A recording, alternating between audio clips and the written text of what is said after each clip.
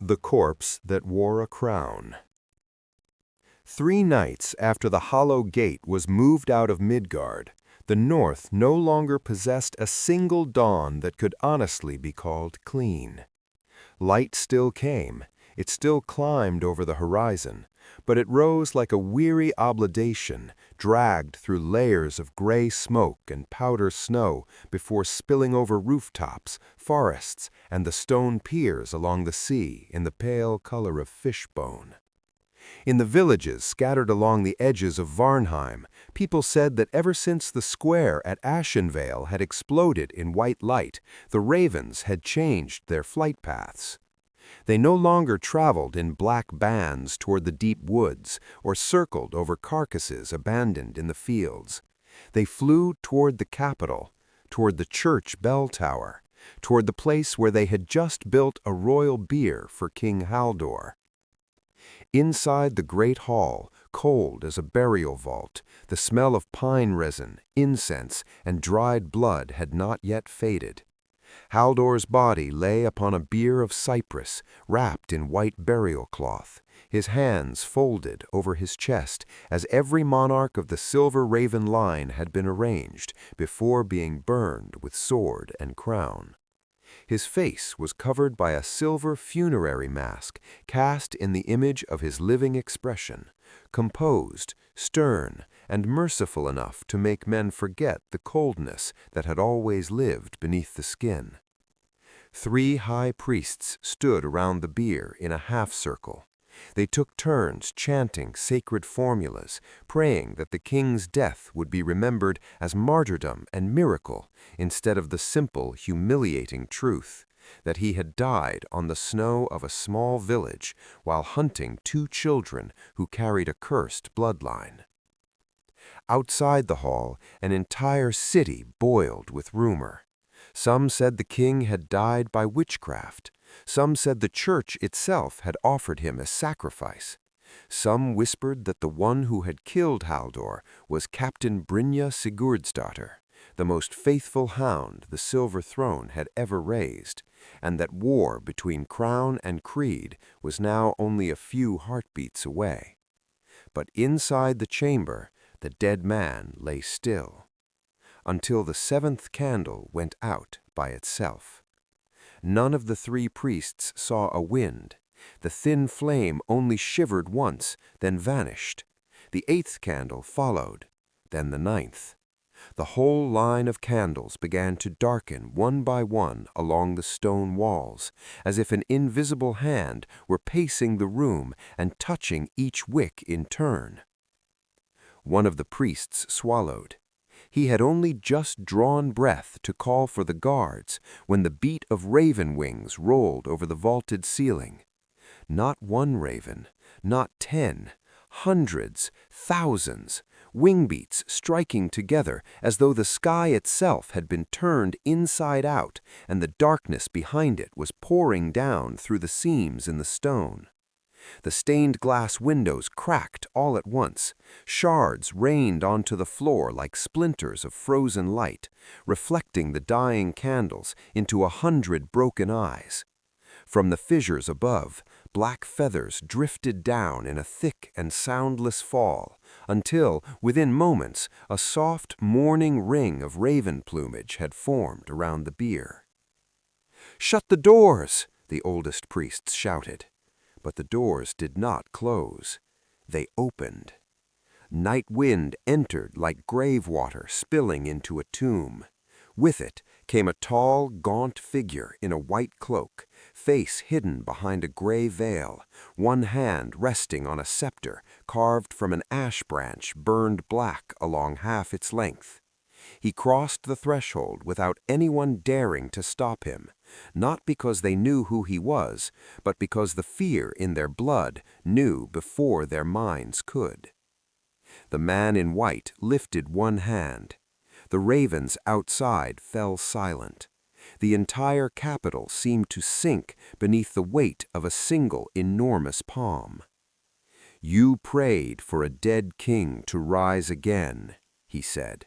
His voice was not loud, yet it filled the whole hall in a way that was not quite sound. I will give you a king who stands."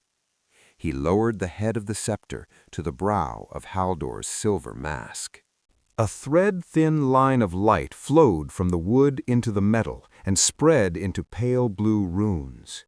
The dried flesh beneath the burial cloth jerked. The stiff fingers curled. Then the chest that had been pierced by Brynja's ice-forged blade rose once, sharply, as if someone had forced into it a gust of wind, taken from a place where the living were never meant to breathe. Haldor opened his eyes. Not the eyes of a corpse hauled clumsily back into life.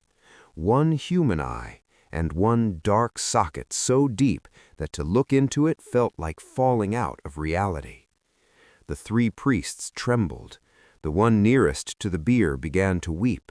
He had never imagined he would truly witness a miracle, yet the miracle before him smelled of opened graves, misplaced souls, and a world bent the wrong way at the joints. Slowly Haldor sat up. The silver mask slipped from his face and struck the stone floor. Beneath it, his skin was white as winter wax, the wound through his heart still visible, a crack hastily stitched shut with cold light. He touched his chest as if he were a soldier waking on a battlefield, checking whether all his pieces remained attached. Then he looked at the man in white. He was not surprised. He was not afraid. He only gave a tiny bow, the bow of someone receiving orders. "I will take back my throne," Haldor said. The man in white shook his head. "No." He leaned closer and set a hand cold as mist upon the dead king's shoulder. "You will hold the throne until the anchor arrives.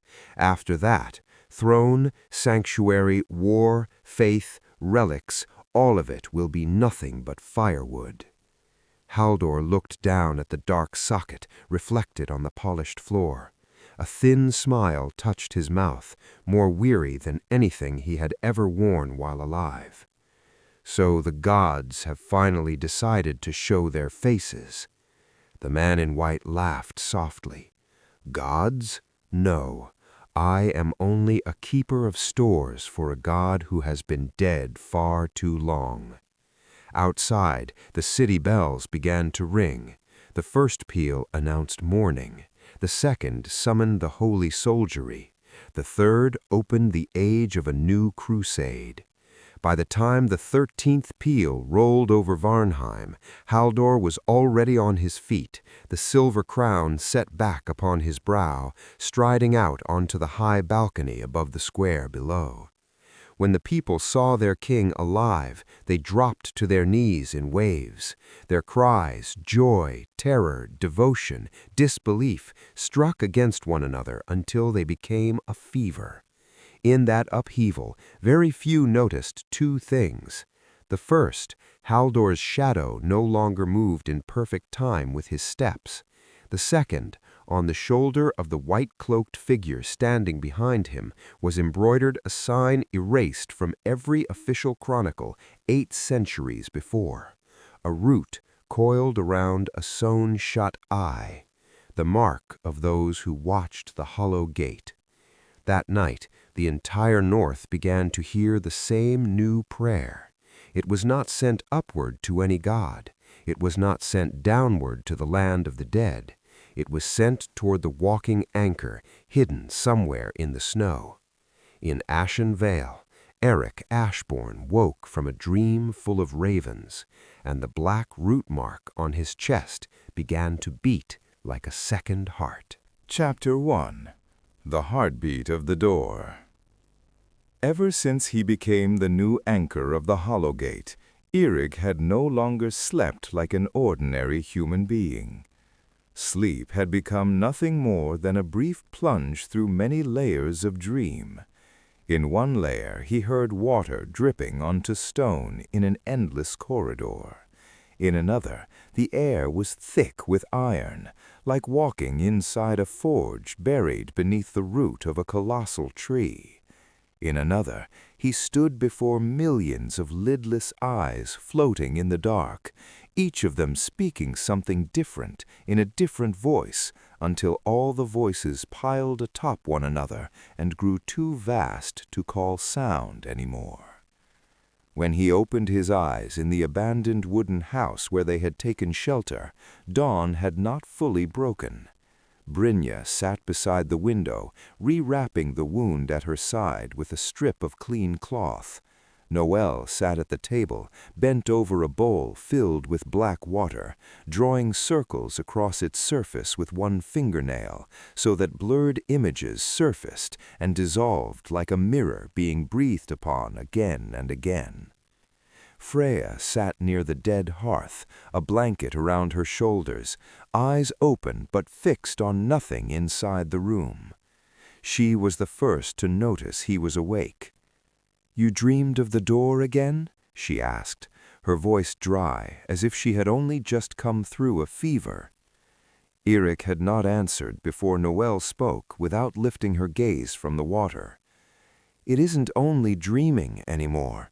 The mark on his chest has started pulling distant images toward him." Brynja looked up. "What do you see?" "An entire city kneeling." Noel touched the surface lightly. At once the image sharpened. Lines of silver raven banners, a packed square, the cathedral bell tower, and on the high balcony, a man in silver crown standing in the snowfall. "Varnheim has a king back from the grave." Freya clutched the edge of the blanket. Eirik stepped toward the bowl. The face reflected there was pale, fissured with cold light. Halldor, not a memory, not an illusion. Eirik recognized the pulse of his magic. The same body remained, but the power inhabiting it was no longer the same. "He's being worn," Eirik said. Brynja frowned. "You mean a corpse raised by sorcery?" "No, a simple corpse would smell worse than this." Noel finally glanced up, a thin and exhausted smile on her face. "This is the sort of thing divine authority does when it borrows a political body for convenience." Brynja stood so abruptly that her chair struck the wall. "If Halldor appears in Varnheim, the Frostlight Order will declare him a miracle at once. All accusations surrounding his death will be turned on its head. They'll call us blasphemers and regicides." "They were already calling us that," Noel said with a shrug. "Now they'll just shout louder." Eirik said nothing. The root mark on his chest throbbed again. Each beat sent a dull pulse of pain through his breastbone. He tugged his collar down. The dark sigil that had marked him before had deepened. Each black tendril had spread a little farther, like ink soaking through cloth. Freya rose slowly and reached toward him without quite touching the skin. "It's going deeper," Freya whispered. "You don't need to worry. I'm not dying yet," Eirik said, mostly for her sake. Freya did not smile. "I'm not afraid you'll die. I'm afraid there will come a day when you'll still be alive, but you won't belong to this side anymore." That made the room go still. Brynja looked away as if she had not heard. Noel bent once more over the bowl. Only Eirik held Freya's gaze long enough to see the fatigue there, the kind no girl her age should have worn. Ever since the battle at Ashen Vale, something youthful in her seemed to have been scraped away layer by layer. Sometimes she was still his little sister, stubborn, gentle, more concerned for others than for herself. But at moments like this, she looked like someone else entirely, someone using Freya's face as a place to rest. Eirik took her wrist and squeezed lightly. "I'm still here." Freya nodded, but it was a nod of someone acknowledging a fragile fact rather than trusting it. Noel flicked 2 fingers over the bowl. The image changed. Halldor stood in the square of Varnheim, a ceremonial sword raised high, while a sea of people and thousands of holy soldiers kneeled below. His voice carried across the distance like a knock against bone. "The king-killer, the curse-bearer of the door, the one who conspires with the land of the dead and the daughter of error, All will be hunted through all 9 realms. From this day onward, throne, sanctuary, and God-forged sword are bound to the same oath. Midgard will be cleansed, or Midgard will burn." Brynja swore under her breath. "He isn't only calling for our deaths, he's fusing royal power and sacred power into one body." "No," Noel corrected. "Whatever's standing behind him is doing that. Haldor is only the voice box." Eirik kept watching the water. "What do you see behind him?" Noel narrowed her eyes. In the shadows, just behind the resurrected king, stood a tall, white-cloaked figure, face hidden, the left shoulder embroidered with the sign of a root coiled around a sewn-shut eye. Freya drew in a tiny, startled breath. "I know that sign," she said. All 3 of them turned toward her. Freya sat down again on the edge of the bed, as if she needed the wood to keep from falling. "Not because I read it anywhere. I remember it, but not like a thing I learned, more like a song heard through a closed door." She closed her eyes. "They are called the Keepers of the Sewn Lid. Before the gods cut one realm away from the world tree, they were the scribes who recorded the severing. Later, they became wardens of the buried storehouses." Noel gave the smallest nod. "I've heard the name in Helheim. Some of the older dead say that even Hel dislikes letting them wander through her vaults." Brynja braced both hands on the table, her face taut as drawn steel. "Can that thing inside Haldor's corpse be killed?" "Yes," Eirik said. "Sever the tether between it and the larger anchor holding it in place." Noel raised a brow. "Sounds lovely. And the bad news?" Eirik looked down at the root mark on his chest. "The larger anchor is me." No one spoke for a few beats. Outside, wind scraped its nails across the walls. Ash in the hearth shifted with a faint, dry crackle. At last, Brynja sat down again, slower than usual. "So as long as that thing can keep Haldor standing because it is tied to the mark on you, they can continue using him as a banner while you remain alive?" she said carefully. "Not entirely," Eirik shook his head. "Distance still weakens the bond, but yes, as long as the door remains chained to me, anything that has touched it can be dragged along to some extent." Noel looked at him longer than usual. "So you aren't just the new lock, you're bait for the entire divine world." He gave her a thin smile. "You could have phrased that more kindly." "I'm practicing kindness," she said. "I'm just not improving very fast." Brynja refused to let them drift away from the point. "We can't hide here forever. If Haldor is calling for a holy war, every village, every keep, every road will become part of the net. And if the keepers of the sewn lid have shown themselves, this is no longer only a human hunt." "I know." Eirik looked back into the black water. Haldor had lowered the sword. The crowd below creamed his name as if they were witnessing a god rise from bone. "If we want to cut down their banner, we have to go into Varnheim." Brynja answered at once, as if she had been waiting for him to say it. "I agree." Noel objected immediately. "I do not. Strategically, yes. In terms of sheer stupidity, this deserves to be carved into stone. The capital is stuffed with soldiers, church sigils, shadow hounds, and now a dead king. There are 4 of us. One of us is the primary target. One is an unstable living lock. One is a wanted regicide, and one is currently being collected on by her foster mother in hell." Brynja turned toward her. "Foster mother?" Noel blinked once. Loose tongue. But Eirik could hear in her voice that it was not a slip. Since Ashen Vale, she had gone unnaturally quiet whenever hell was mentioned. Before, she felt like someone borrowing strength from the land of the dead. Now, at times, she felt like someone the land of the dead had begun borrowing back. As if to prove the thought, a scraping sound suddenly came from the roof. Then a second. Then a whole rapid, savage chorus of scratching, as if dozens of nails were raking the wet boards over Ed. Brynja drew her sword at once. Eirik pulled Freya behind him. Noel stood so quickly her chair overturned, gray light already flooding into her left hand. A shadow slipped past the window like spilled black water. Glass burst inward.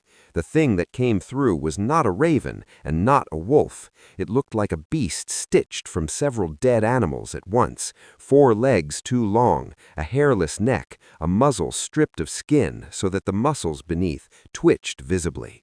Its eye sockets held no eyes, only 2 sickly green flames. "Hound of debt," Noelle breathed, and for the first time genuine irritation crossed her face. I knew she wouldn't leave me alone for long. The creature had not even touched the floor before it sprang at her. Noelle slashed across it with the bone knife. The blade cut deep through the neck, but instead of parting cleanly, the head hung from flesh for one dangling instant before twisting around and biting at her wrist. Blood sprayed. She tore herself free and fell back across the table. "Don't let it bite twice," she shouted. "2 bites and it becomes a summons back to hell." Brynja moved like a white spear, her ice sword sheared down from shoulder to hip. This time the beast split in half, but black vapor poured from the body, and within that vapor 2 more shapes began knitting themselves together.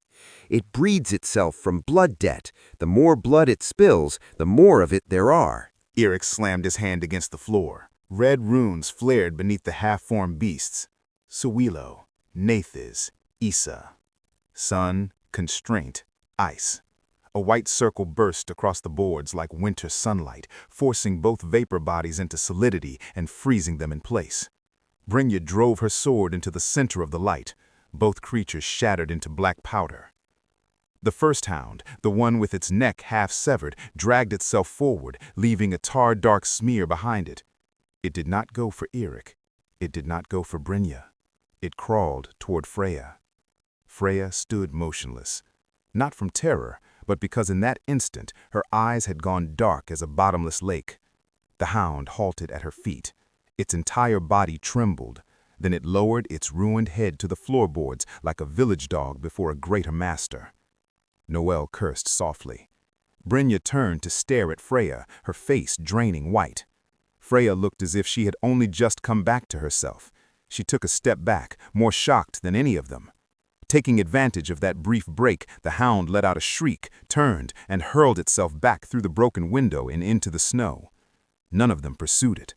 What had just happened was more frightening than the attack itself. Noelle wrapped a strip of cloth around her bitten wrist, never taking her eyes off Freya. "Well, there goes the pleasant part of the morning." "I didn't mean to," Freya said. "I know.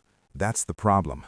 Deadhounds bow before only 2 kinds of thing, a creditor of hell or a door so large that even hell has to calculate carefully before passing through it." Brynja spoke slowly, each word deliberate. Was it afraid of Freya, or did it recognize a master? Noelle looked from Freya to Eirik. "I would love to tell you it was fear, but I dislike lying on mornings already filled with too many dogs." Freya bit her lip hard enough to draw blood. Eirik stepped forward and put himself between her and the other 2, not because he truly believed Brynja or Noelle would harm her then and there, but because his body had learned that motion too long ago to ask permission. Whenever anything looked at Freya as though she were an object of danger, he stood between them. Brynja understood that first. She lowered the point of her sword. I wasn't going to touch her, though she still looked directly at Freya. But from this moment on, we have to accept something.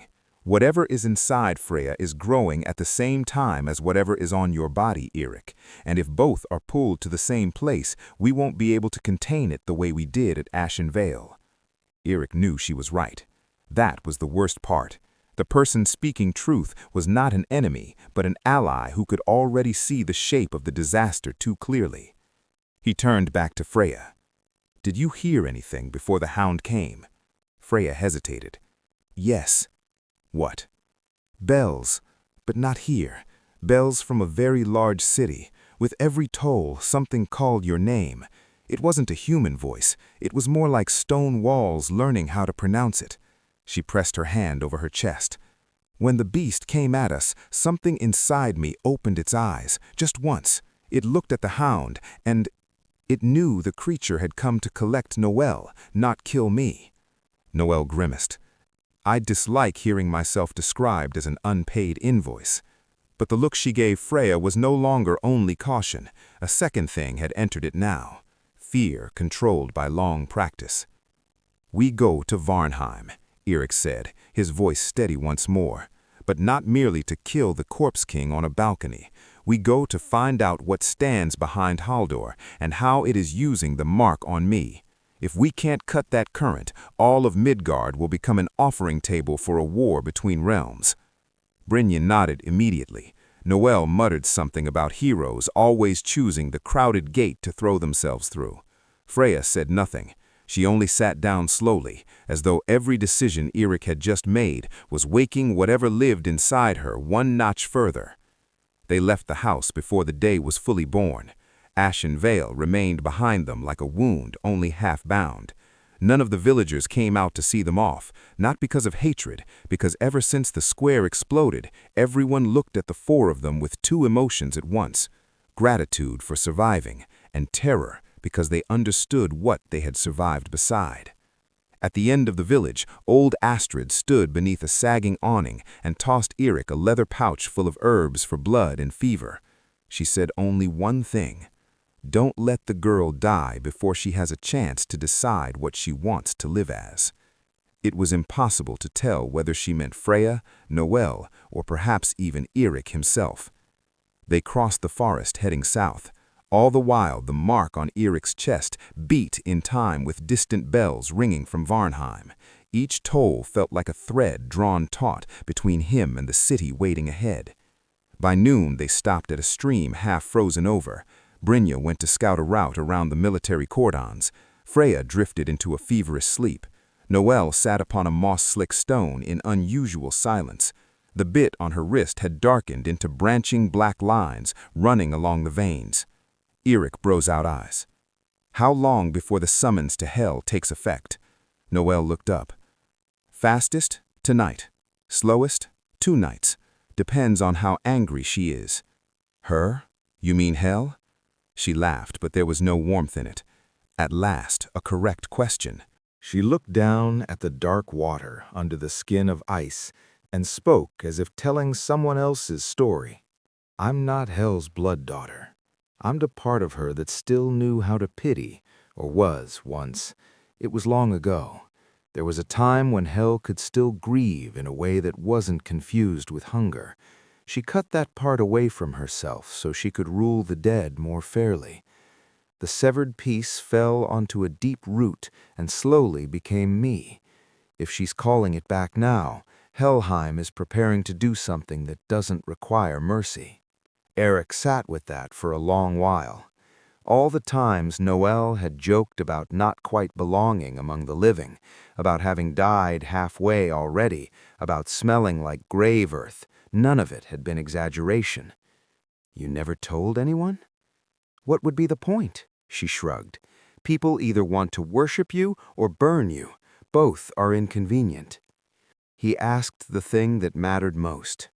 "If Hell pulls you back, what happens?" "I disappear. The piece of mercy goes home, and the thing called Noel stops existing." She looked at the blackened veins at her wrist. "The good news is that the world still has a death realm. The bad news is that your group loses its best sense of style." Eirik did not laugh. "What does Hell want with the door?" Noel answered at once. "Every death realm wants to know whether what lives behind the door can die. If it can, whoever kills it becomes the law of death across all 9 realms." Wind slid through the trees and shook loose a little snowfall into the stream. Suddenly, Eirik understood the matter ran even deeper than they had thought. Not only Asgard, not only the church, not only the keepers of the sewn lid. From now on, any power that ruled death, memory, faith, or fate would look at him as a strategic hinge. "We aren't only fleeing a hunt," he said. "We're walking into the division of a world that's already being carved up while it's still alive." Noel held his gaze, and for one brief moment, not a trace of mockery remained in her face. only the sad lucidity of someone raised close to graves long enough to know that every empire, when it grows hungry, begins speaking in the same voice. "Yes," she said, "and the worst part is that you still have the habit of wanting to save everything." He was about to answer when Noelle jerked awake. She sat bolt upright, gasping, both hands pressed to her head. At that same instant, Brynja emerged from the tree line, sword halfway drawn. "We're being pursued," Brynja said. Freya shook her head violently. "Not people. Women in armor, with wings. They're flying above the trees. They're reading my name." Half the color left Brynja's face. "Valkyries," she said. Noelle swore softly. "Excellent. Asgard joins the game earlier than expected." The wind above the pines changed. It no longer sounded like wind at all, but like immense cloth tearing. Then a silver-white shape flashed between the trunks ahead, so fast it left behind only shattered branches. A second shadow, a third. Brynja spun and shoved Freya toward Eirik. "Run! Head for the ravine. I'll break the first charge." A lance of light struck the ground where Brynja had stood a heartbeat before, driving so deep only the haft remained visible. Frost burst outward from the point in the shape of feathers. From high above came a woman's voice, cold as forged steel. "By holy order of the Hall of the One Eye, surrender the anchor and the living lock. All who resist will be hung from the roots of heaven." Eirik looked up. On the highest pine branch stood a woman in bright armor, as though weight itself had no claim upon her. On her back spread mechanical wings of bone and narrow steel. Her war helm covered half her face. The visible half was enough for Brynja to stop breathing, not because she was afraid, because she knew that face. "Mother," Brynja whispered. The woman removed the helm. Dark copper hair was tied back from a severe face. An old scar ran from ear to throat. Her eyes were the same blue-gray as Brynja's, only sharpened by more years and less mercy. She looked down at her daughter, then at Eirik, Freya, and Noelle, as though gazing at pieces that had finally moved exactly where she had long intended them to. "It has been a long time, Brynja, and you are still standing beside the one who is about to make all 9 realms bleed." For one full heartbeat, Brynja could not move. Everything the old watcher in the hidden church had told her about her mother suddenly acquired a face, a voice, a living breath. The woman Brynja had mourned for more than 15 years was standing before her now in the armor of a Valkyrie, carrying a holy command from a hall of the gods. It was the last breaking turn of the day.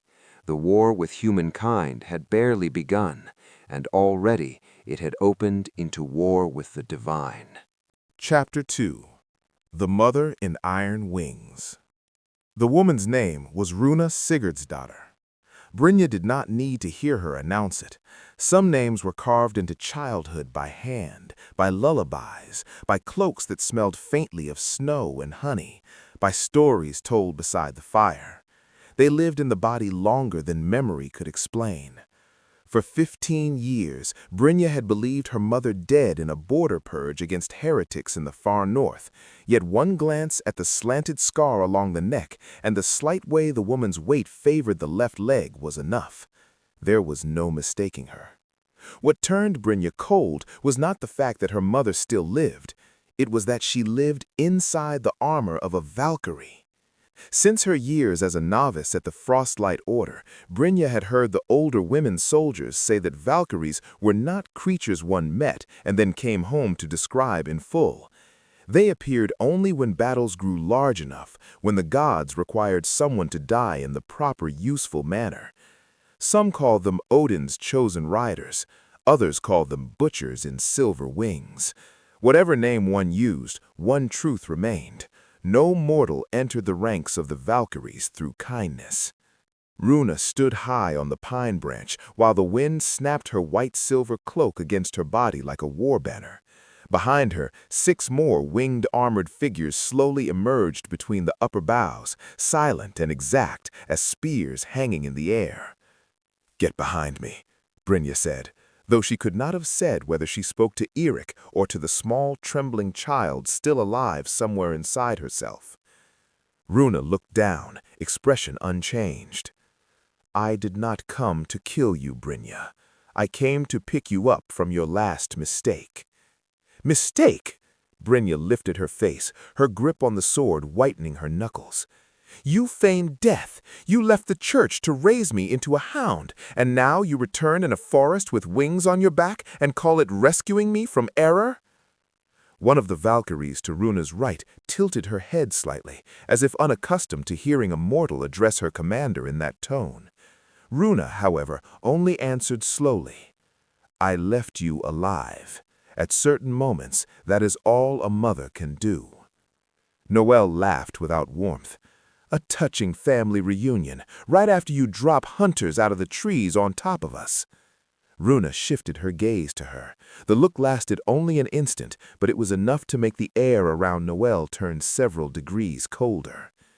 "You know what you are, child of severed mercy. If hell wishes to reclaim you, that is hell's affair. Do not meddle in the business of the sky roots." Noelle spread her hands. "What a pity. I so enjoy meddling." Runa wasted no more words. She raised her right hand. The Valkyries lifted their lances in unison. "Take the living lock. If the anchor resists, cut the legs. Do not touch the heart." Everything happened at once. Brynja moved before the command had even finished. Her ice sword swept outward, throwing a wall of white frost across the trees. 3 silver lances struck the barrier and cracked it open, but not before Eirik had dragged Freya down the slope beside him.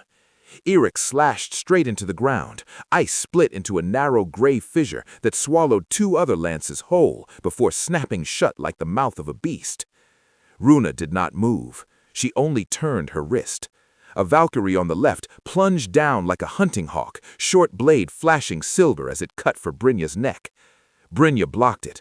The collision of strength exploded into a gust that stripped snow from the pine branches.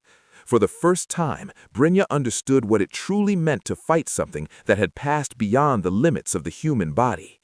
There was no flourish in her opponent's movement, no wasted elegance. It was clean, brief, and without emotion, a process repeated so many times across centuries that no openings remained for pity. Another Valkyrie was already above Eirik. He shoved Freya behind the trunk of a pine and swept his bloodied hand through a chain of runes. Thurisaz, Isa, Awas, Thorn, Ice, Axis. Red-black pillars of ice burst from the earth and crossed in a cage of spears. The descending Valkyrie twisted in mid-air and cut 2 of them apart, but the third ripped a line across her thigh. Her blood was not red, it gleamed like metal not yet heated to full glow. "You truly carry the blood of the final ash, then," she hissed. "No wonder your name is posted on the broken bridge." Eirik gave her no second line. He flung out his hand, and red runes snapped around her ankle. Brynja seized the opening and cut across the Valkyrie's stomach. She fell into the snow, yet instead of crying out, she gave a sound closer to laughter and dissolved into fragments of metallic feather. "Only a war image!" Noelle shouted from behind them. "The real squad hasn't touched the ground yet." Then the sky screamed. 6 silver shapes drove their lances down into a circle around Eirik and Freya. Where the lance tips struck, nothing exploded. Instead, a dome of light grew upward and sealed around them like a great cage. The Eirik rune on his chest convulsed with pain. Freya collapsed to her knees, both hands clutching her head as if metal was scraping inside her skull. "They're using an echo cage," Eirik said through his teeth. "They're trying to synchronize the anchor mark and the lock mark." Noelle appeared beside him and pressed one hand against the shining wall. Gray smoke rose from her skin.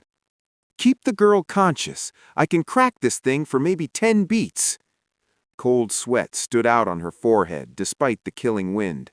A narrow gray seam spread from her palm into the lances, the way worms worked through old wood. The light shuddered, but the blackened stain from the hound of debt on Noelle's wrist spread faster as well, climbing toward her elbow. Eirik crouched before Freya. "Look at me! Freya, look at me!" She opened her eyes with difficulty. The pupils shifted strangely, now the familiar brown, now a deep flash of red. "The calling is too loud," she said. "They aren't calling me. They're calling the lock part. They say I'm a tool of storage made for the gods, that I have no right to choose who opens me." "And what did you say to them?" Freya looked at him, lips pale as snow. "I said I hated them." It was so completely Freya an answer that it hurt. Eirik might have laughed if, at that same moment, another lance had punched through the cage, skimmed his shoulder, and embedded itself in the tree behind him. Brynja was still fighting like a mad thing against 3 Valkyries on the slope. She was fast, precise, and savage, but her blades did not tire. Every time her blade struck wing armor, cold sparks burst like ice on stone. Runa had still not joined the battle. She watched as a commander might watch, deciding at what point she herself would need to cut through the field. Noelle let out a harsh hiss. One side of the light cage cracked open. "Go!" she shouted. "My 10 beats are done!" Eirik yanked Freya through the gap. They had gone no more than 3 steps when Runa was suddenly standing in front of them. No warning, no shift in air, only the blink-like erasure of distance. She drove the spear point straight into Eirik's chest, not so fast that he could not see it, fast enough that, even seeing it, he knew he could not fully evade. Runes rose by instinct, but pain from the anchor mark in his chest threw the alignment of his power half an inch wrong. The blow did not strike his heart. It drove through his right shoulder and pinned him to the pine behind him.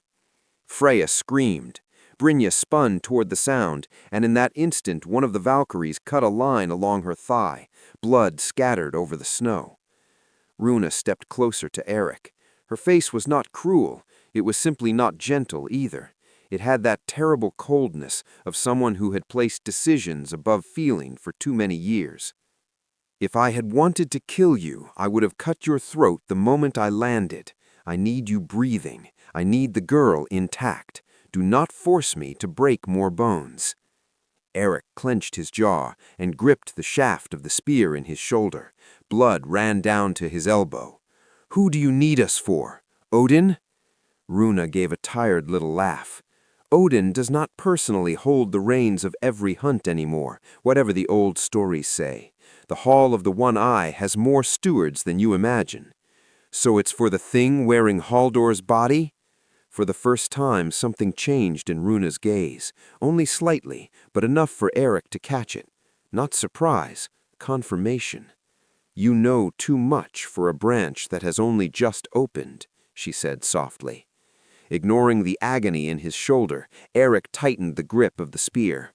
Behind him, Brynja struck a Valkyrie aside and shouted, "Mother, look at me! Whose side are you on?" Runa did not turn. "The side that keeps the sky from falling." "By hunting me?" "By refusing to let a door walk through 9 realms with the heart of a boy who still hasn't learned how to relinquish some of the people he loves." That sentence went into Eirik even deeper than the spear in his shoulder, because Runa was right in exactly the most hateful way. His great plans always failed at the same place. He could never quite bring himself to become ruthless towards those standing close enough to touch. Then, just before the argument tipped fully back into violence, Freya stepped forward. She moved slowly, trembling, face white as frost, but there was decision in her eyes now. "If you want the living lock, then take me." Eirik roared, "No!" Freya did not look at him. She kept her gaze fixed on Runa, and her voice grew steadier with each word in a way that was almost unnatural. "The calling is too loud," she said. "They aren't calling me. They're calling the lock part. They say I'm a tool of storage made for the gods, that I have no right to choose who opens me." Runa studied her for a long time. Then she tilted her head as if evaluating a sacrificial instrument that met specification. The girl weighs outcomes better than I expected. I'm not your object, Freya said at once. I just don't want my brother to die here. Runa extended one hand. Come, I will see that your brother remains alive until he is needed. Eirik tore the spear out of his shoulder. Blood splashed hot across the pine bark. He took half a step forward and almost collapsed. The mark on his chest had become a pounding alarm, pain so violent that the entire world vibrated around its edges. Freya, listen to me. We'll find another way. For the first time, she turned back. That look would haunt him for a very long time. It was not the look of a desperate girl. It was the look of someone much younger than him, who, in that instant, had accepted doing the thing he could never force himself to do. You always choose to carry the whole world on your back, she said very softly. This time, let me carry one heartbeat of it. Noelle staggered nearer, the black stain on her wrist almost at her elbow now.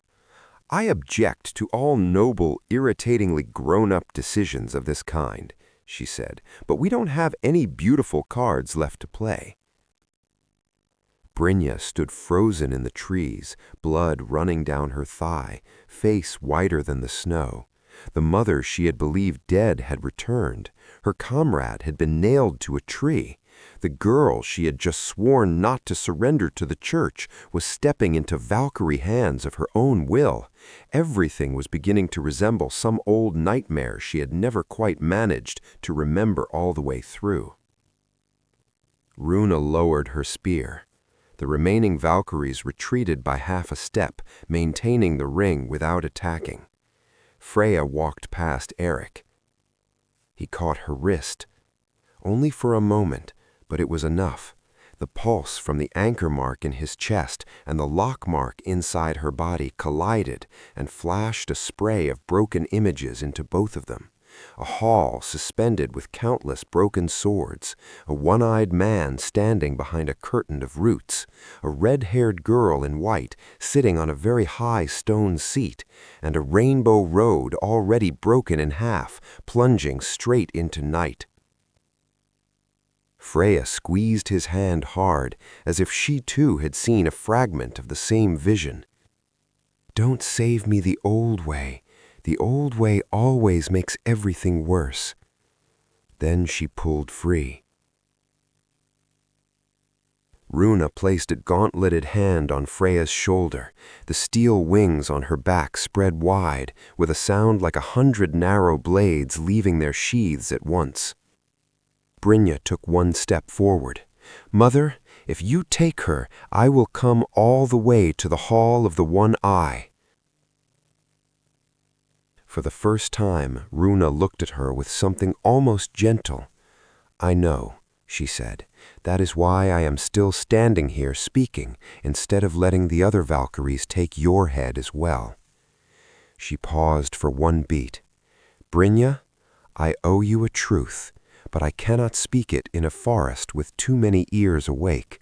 Come to the broken span of Bigfrost before the new moon. If you still wish to know who taught Haldor to turn time backward, come there, alone. With that, she pulled Freya against her and launched into the sky like a spear thrown upward. The 6 Valkyries withdrew in formation, vanishing into the upper branches in only a few wing beats. The forest fell silent with a kind of cruelty. Only the rough breathing of those left behind remained. Noelle was the first to collapse. The black mark on her arm glowed with a sickly pallor, as if the ink inside it were nearly ready to replace the blood completely. Brynja rushed to help, but Noelle pushed her away. It's fine, she said, obviously lying and far too tired to make the lie stylish. I'm only being summoned back to the underworld. I haven't married it yet. Eirik could barely hear the joke. He stood staring at the empty air where Freya had vanished, his right hand still remembering the feel of her small, cold fingers. The truth lodged in his throat like a fishbone. He had let Freya be taken. Again. The only difference between this branch and the old nightmares was that this time she had gone by her own will. Brynja cut a strip from her own clothes and bound Eirik's shoulder. Her movements were quick and rougher than usual because her hands were still shaking. "Don't say anything," she said before he could speak. "If you're about to apologize for letting my mother take Freya, don't. And if you're about to tell me to wait, don't do that either. I am going to the broken bridge, whether alone or not." Eirik looked down at her. "Do you really think I'd let you go alone?" Brynja lifted her head, and for the first time since the forest had exploded with Valkyrie wings, there was more than shock in her eyes. Something else had taken shape there, a needle driven through pain until pain itself had become resolved. "Good," she said, "because from now on, this is no longer about saving one younger sister or toppling one dead king. This is war against those who have been sitting above our heads since before we were born." Noelle laughed weakly against the tree trunk. "I don't know whether either of you has noticed, but we have now officially attracted the attention of the divine world. It feels a little like becoming famous. The endings are just generally fuller of bodies." Eirik looked up through the gray web of pines. Somewhere very far away, in the same direction the Valkyries had flown, he thought he could still hear the rhythm of a broken metal bridge striking the wind. The Bridge of Bigfrost, the Hall of the One Eye, the hidden name of whoever taught Haldor to turn time backward, and Freya being carried to a place inside the machinery of the gods. Before they started moving again, Noelle called him back. She opened her left hand. On the skin there was now a new sigil, faint but deepening, half a withered flower interlocked with a rib bone. "The second summons," she said. "She doesn't only want to pull me home, she's reclaiming the mercy that strayed out of hell. If I can't get into Helheim and cut the debt myself before the new moon, I may end up standing with her whether I want to or not." Eirik looked at the sigil, then toward the path the Valkyries had taken. Freya was being carried to the Hall of the One Eye. Noelle was about to be called into the underworld. Brynja had a meeting waiting for her with the mother she had thought dead at the broken bridge, and he was the anchor towards which all three hunts converged. This was when Eirik understood that they could no longer follow one road and hope for the best. If they wanted to save Freya, keep Noelle, and wrench the truth out of Runa, they would have to march straight into the place where the border between Midgard and the divine realms was already splitting open. This was no longer pursuit. It was entry into the front line. Chapter 3. The City Suspended on a Broken Bridge. There was no road to the broken span of Bifrost that did not first pass through the shadow of Varnheim. Seen from the northern forest edge, the capital looked like a stone beast biting its own tail. Silver raven banners still hung from the outer walls, but the watchtowers had been draped with church-white standards and thin silver streamers Brynja recognized at once as signs calling for reinforcement from the divine realms. At each gate, the old stone saints had been bound with iron thorn rings. In the smaller squares, people stood in lines before tables handing out dry bread and protective charms in exchange for fresh oaths of loyalty. From a distance, Varnheim did not resemble a city restored by miracle. It resembled a body stitched too quickly by too many hands. Brynja drew her hood deeper. The broken bridge lies beyond the Crystal Palace in the eastern upper city. In the old days, only royal envoys and high-ranking Frostlight knights were permitted near it. If Runa summoned me there, then she's calling me straight into a zone where gods can still reach out and touch. Noelle crouched beside an exposed tree root, drawing a gray circle into the dirt with one fingertip. The blackened stain on her arm had been contained for the moment with 2 paper wards scavenged from the stores of an abandoned monastery they had robbed on the way, but her face had visibly hollowed. "We need 3 things before we climb toward that bridge: a way into the upper city, a means of masking the very obvious mark on our heroic anchor's chest, and something loud enough to make half the capital look the wrong way while we slip through." Eirik studied the city gates opening and closing for columns of refugees, holy soldiers, carts of funeral timber, and wagons stacked with bodies. The noise will come by itself. The city is already afraid. Push fear at the correct joint and the whole structure will detonate. Brynja glanced at him. That is the kind of thing someone says after dying once and no longer considering disorder a true disaster. "No," Eirik said, "it's the kind of thing someone says after seeing order become worse than chaos too many times." In the end, they chose to enter the city among a stream of northern refugees. Brynja exchanged her armor for the wool coat of a dead townsman's wife they had found on the road. Noelle worked a little death magic over her face so that other people's eyes slid away unless they stared too long. Eirik wrapped black cloth across his chest and smeared ash ground from old ashwood over his throat, chin, and hands to dull the red gleam that flared in time with the anchor mark beneath his ribs. Passing through the outer gate, he smelled the new age of war preparing to be born. Boiling oil, anxious sweat, hungry horses, hastily baked barley bread, and bodies not yet dragged to the pyres. Along the main avenue, young priests stood atop barrels proclaiming the miracle of Haldor's return and the blasphemy of the 4 northern criminals. Fresh wall posters had been pasted over the old heraldic emblems. In the new images, Haldor stood in a hallow, while at his feet a white wolf was bound by black roots, and 3 faceless women stood beside him. Noelle paused at one of the posters and frowned. "I dislike being painted without a face. It looks like they were economizing on ink." Brynja scanned the square. "Those aren't only smears of public hatred, they are propaganda sigils. Every time someone looks at them, the charm sharpens the image of the enemy they're meant to fear." Eirik studied the soldiers standing with pikes on a nearby platform. Some wore armor that was not entirely of Midgard make, smoother joints of metal, shoulders etched with feather lines, eyes far too hollow. "Einherja, disguised as men," he said under his breath. "Asgard didn't send only Valkyries. They've already dropped dead warriors into mortal streets." Noelle wet her lips, and her eyes took on that dangerous brightness again. "Then our plan for creating noise may require less imagination than I feared." They worked their way through narrow lanes toward the old market district, where Brynja knew of a tunnel leading into the lower vaults beneath the Crystal Palace. Along the way, Eirik saw things that had not existed in Varnheim in his old life. Soup stalls handing out water to soldiers' families in exchange for vows to dedicate firstborn sons to the war god if required. Children playing witch hunts by noosing bundles of straw.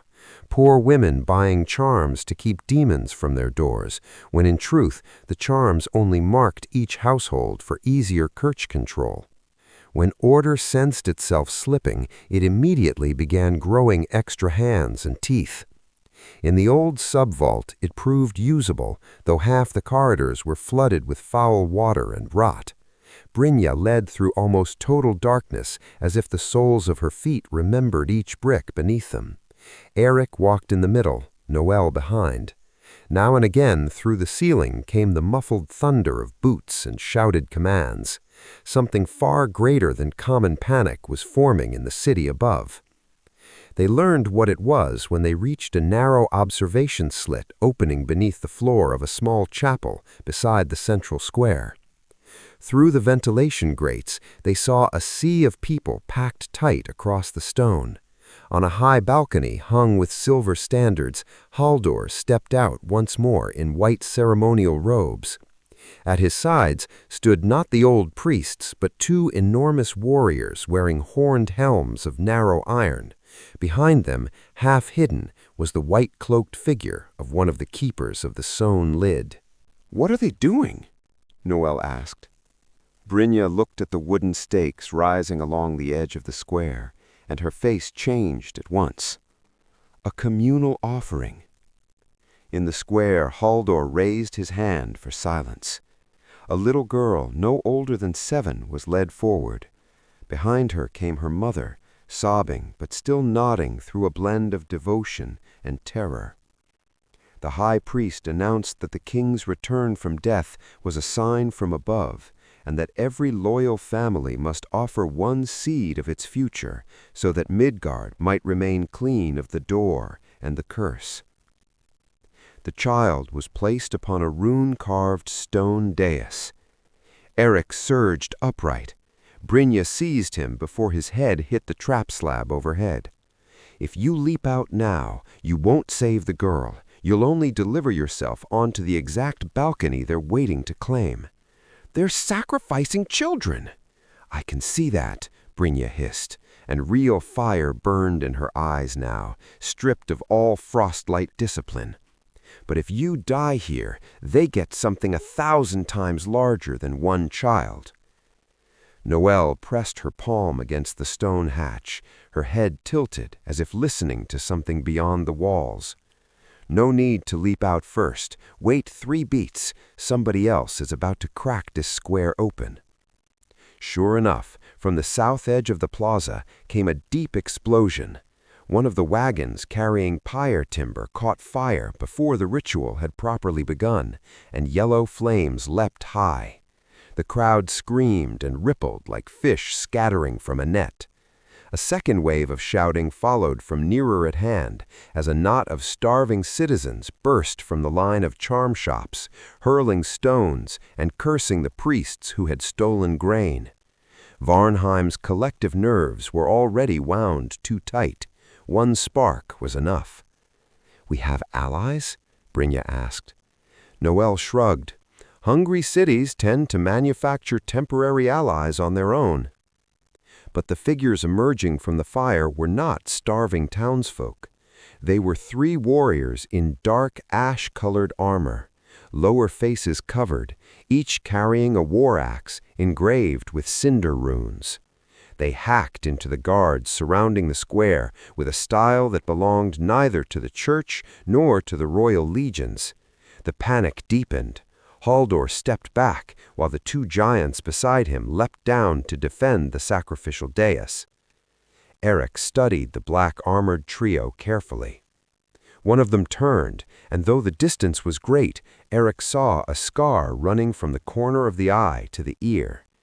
Something in the old, dormant part of the system twitched. "Ashen Ravers," he said. "Remnants of the northern blood clans." Brynja turned sharply. "I thought they were extinct." "So did I." Noelle smiled thinly. "Today's schedule really is a carnival of things that should have stayed dead." The chaos in the square gave them the opening they needed to leave the vault and cut through a service passage under the Crystal Palace. Brynja's destination lay in the eastern mirror chamber, where fragments of divine keys were stored, objects used to open the restricted path up to the section of Bifrost still reserved for envoys. If Runa had named the broken bridge as their meeting point, they would need one of those fragments if they wanted any chance of reaching it before being pulped by the wards guarding the ascent. The interior of the Crystal Palace possessed the cold beauty of places built to make human beings feel smaller than they were. Walls veined with ice crystal reflected every moving body as a warped, elongated ghost. The ceiling rose high into silver rootwork. Thin layers of heat runes ran under the floor so that the palace felt warmer than the streets outside, warm enough that blood trapped inside their boots began to wake again. Along the corridor stood the statues of old kings, each watching with clouded stone eyes. Brynja turned left, then right, then left again, moving as though she were walking through a map engraved inside bone. At the entrance to the mirror chamber, they found what none of them had expected. The door was already open. Inside, the guards lay on top of one another. There was not much blood. Each had suffered only a single, tidy stab below the sternum. At the center of the room, facing away from them, stood a man in ash-black armor before a stone table, holding a casket for the key fragment. He was tall, broad-shouldered, dark-haired, his hair tied low at the nape. When he heard them, he turned slowly. None of them recognized him at first. Then Brynja inhaled sharply. Eirik felt the pulse jump at his temples. It was Hakon, her former deputy in the Frostlight Order, the man who had died at Frostmere 2 years ago under a rain of violet fire.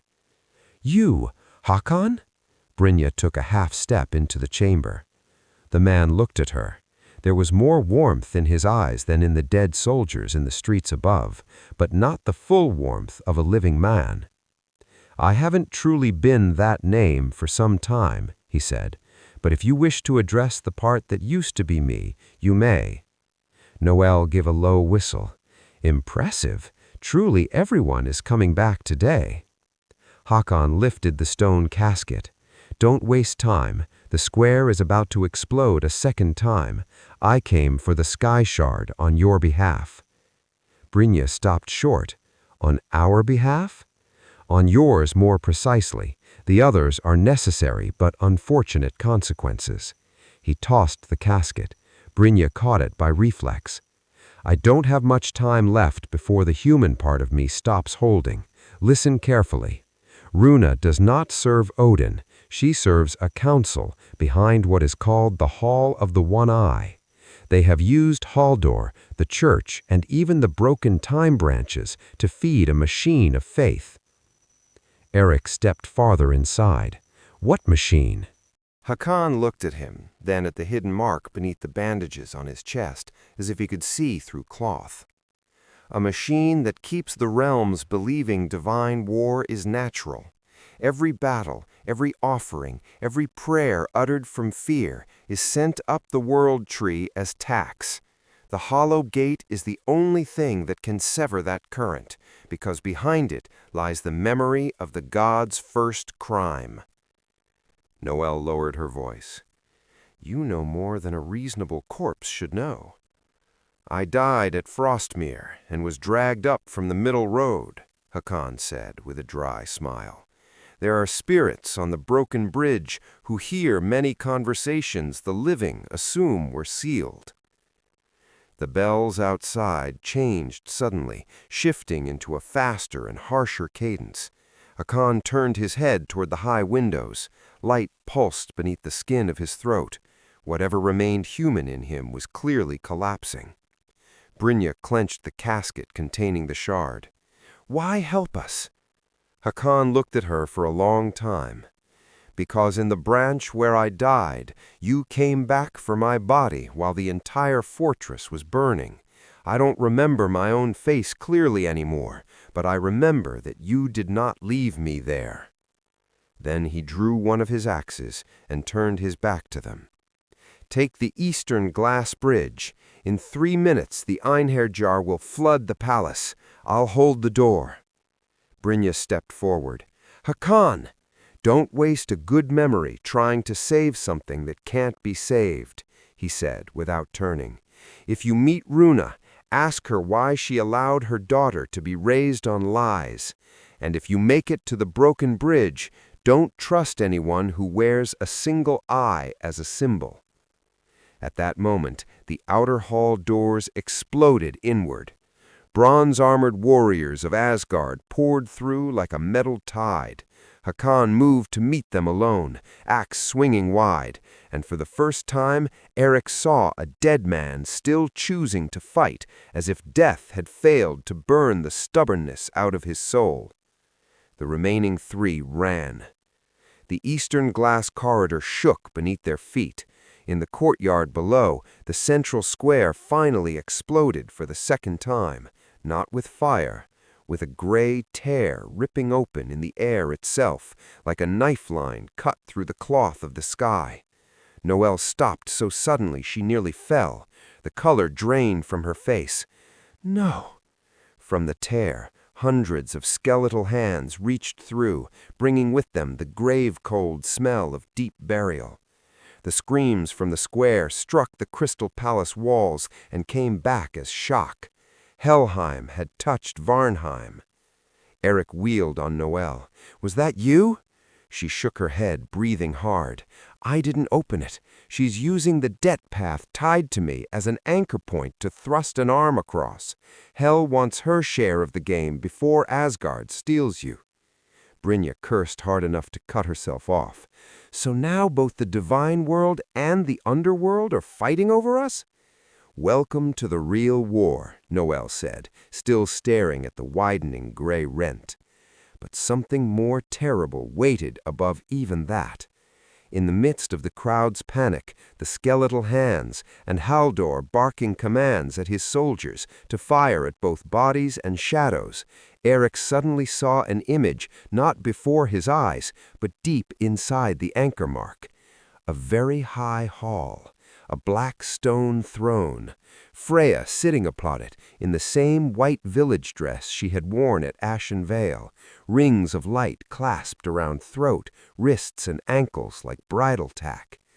Below her, the broken span of Bifrost hung over a gulf of night, and before her, behind a curtain woven of silver roots, stood a figure visible only by a single eye.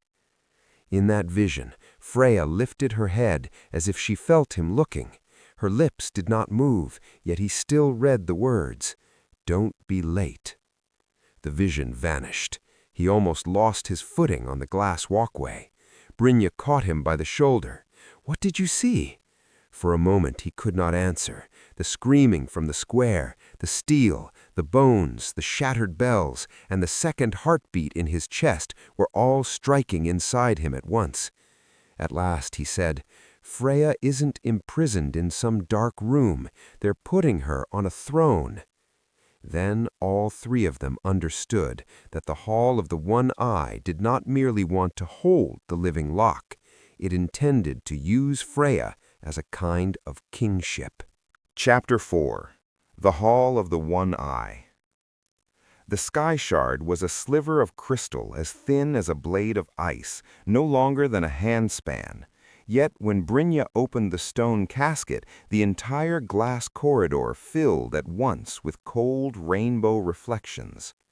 The shard trembled in rhythm with the bells from the square, then stretched a line of light toward the eastern heights of the city, where the sky above the upper towers no longer held the same gray of snowfall, but split instead into a thin metallic gleam.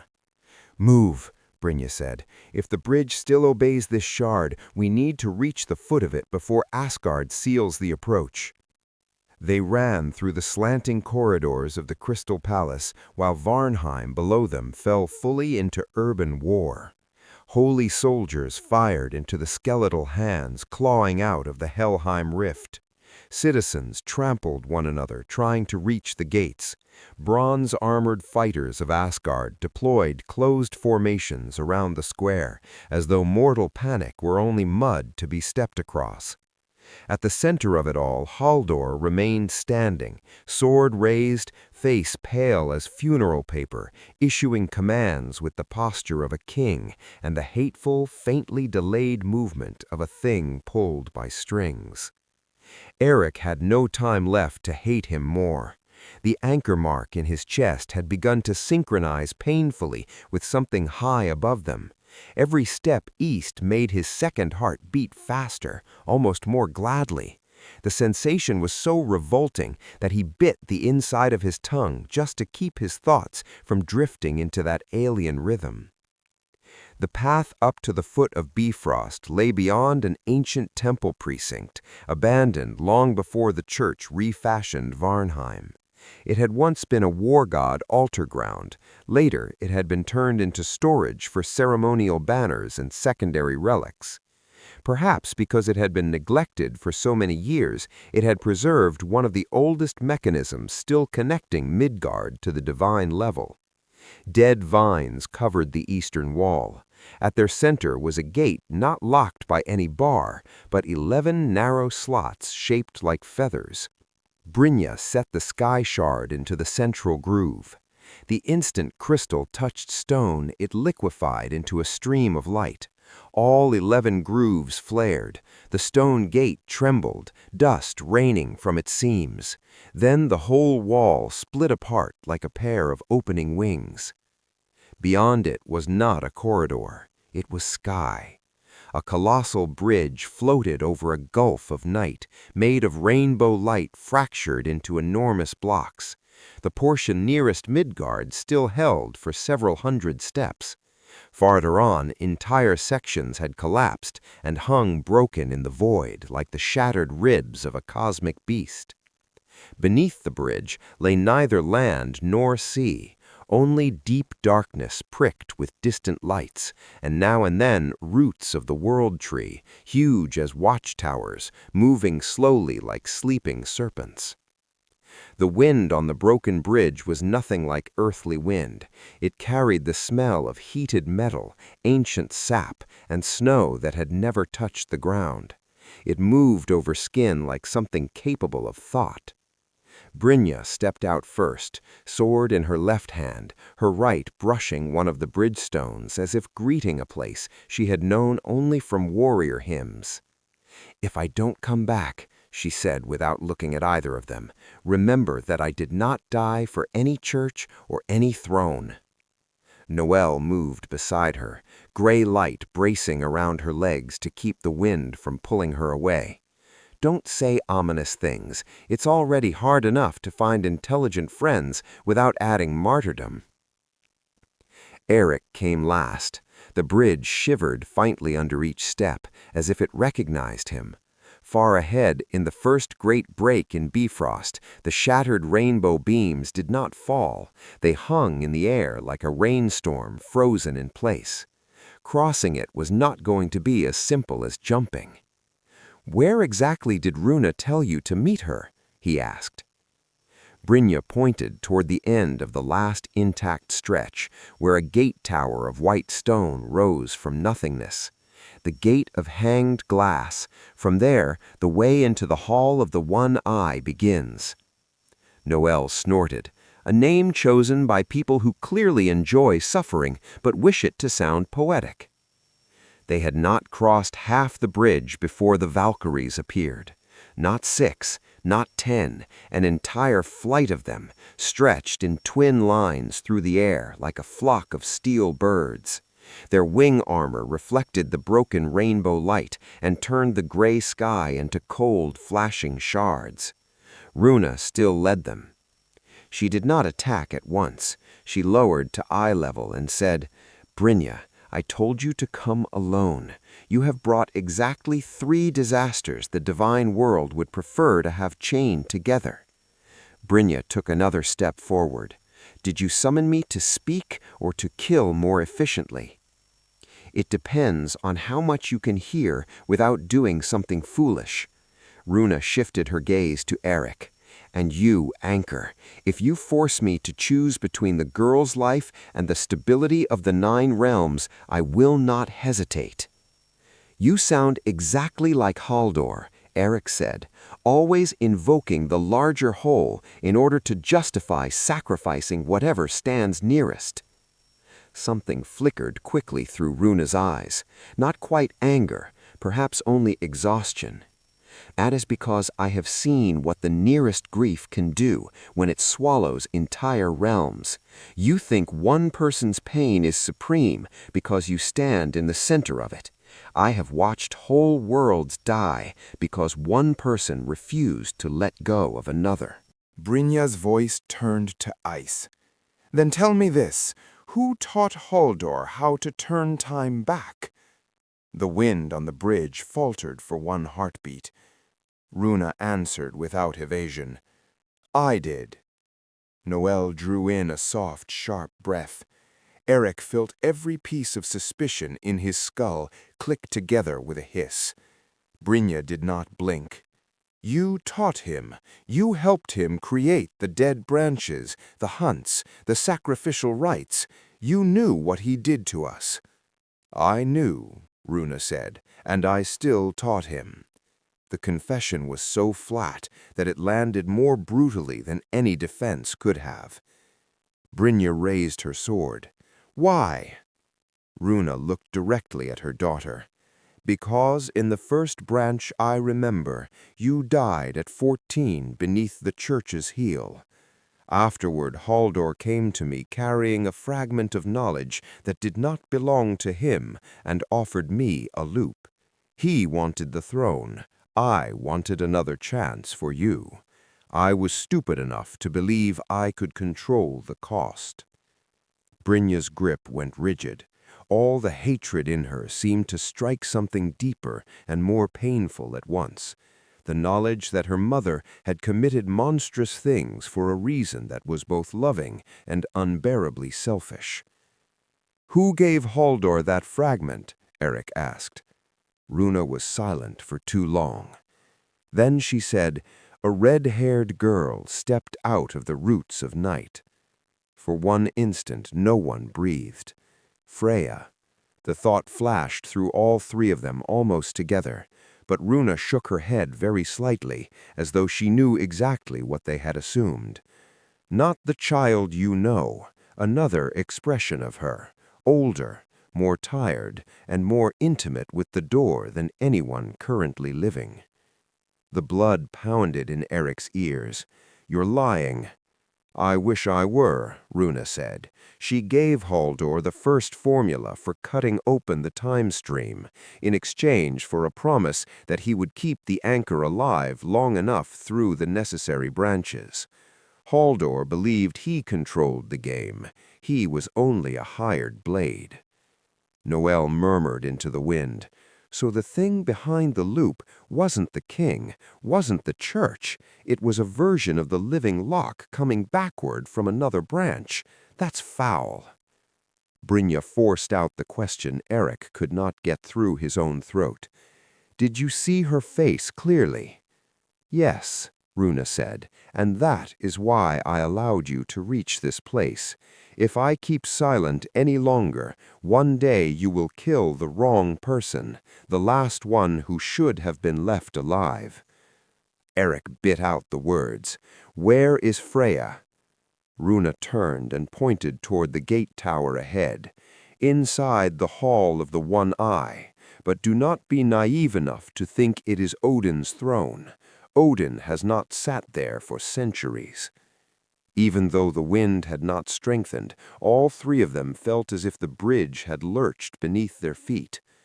Then where is Odin? Brynja asked. Runa looked down into the night below the broken span. Hanging, still hanging, hanging forever. Noel let out a short, humorless laugh. I despise it when mythology turns out to be true in exactly the worst way. Runa lowered her voice. Listen carefully, because I will not repeat this. The Hall of the One Eye is now managed by the Council of the Sewn Lid and whatever remains of Mimir's remembered mind. They wear Odin's authority as a mask to keep the realms obedient. They cultivate war, faith, and fear, and in return they feed the world tree the force needed to patch the ruptures the elder gods created when they severed the 10th realm. Freya is not being held as a hostage. She has been placed upon the lock throne because her mark aligns with a mechanism older than any mortal kingship. Eirik stepped closer, despite the two Valkyries lowering their lances toward him. If you know all this, why not destroy the council outright? And afterward what? Asked Runa. Do you think the realms would simply remain still once the machine of faith was gone? Within one winter, mortals would slaughter one another because they no longer knew what they were supposed to fear. Asgard would tear at Helheim, the Vanir would slice Midgard into fields of war, and the door bound to your chest would be pulled and pulled until ordinary people paid the debt for knowledge they were never made to bear. Noelle shook her head. You sound exactly like every person who kills thousands and says they are preventing something worse. Runa turned to her. And you sound exactly like Mercy after it has been cut from hell, always convinced that if one refuses to touch the disease will vanish on its own.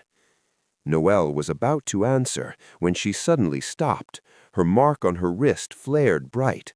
From the gaps between the bridge slabs behind them rose a gust of gray, corpse-cold wind smelling of buried earth. Far down in the gulf below, bells of the underworld began ringing together. Runa frowned. Hell is pulling harder than I expected. Noelle bared her teeth. She's impatient. In the instant every gaze shifted toward Noelle, Eirik felt the anchor mark in his chest touch another pulse, Freya's, not far away. Close, just beyond the gate tower. He did not wait. His blood-stained hand cut through the air and dragged out a chain of red-white runes, joined into a hooked line of force. Raido, Thurisaz, Sowilo. The rune line buried itself in the stone support of the tower. The bridge shook. "Eirik!" Brynja shouted. But he was already hurling himself forward along the line, as though yanked by a taut cable. 2 Valkyries moved to intercept. Eirik did not alter course. The rune beneath his feet burst, angling his body in a curved strike.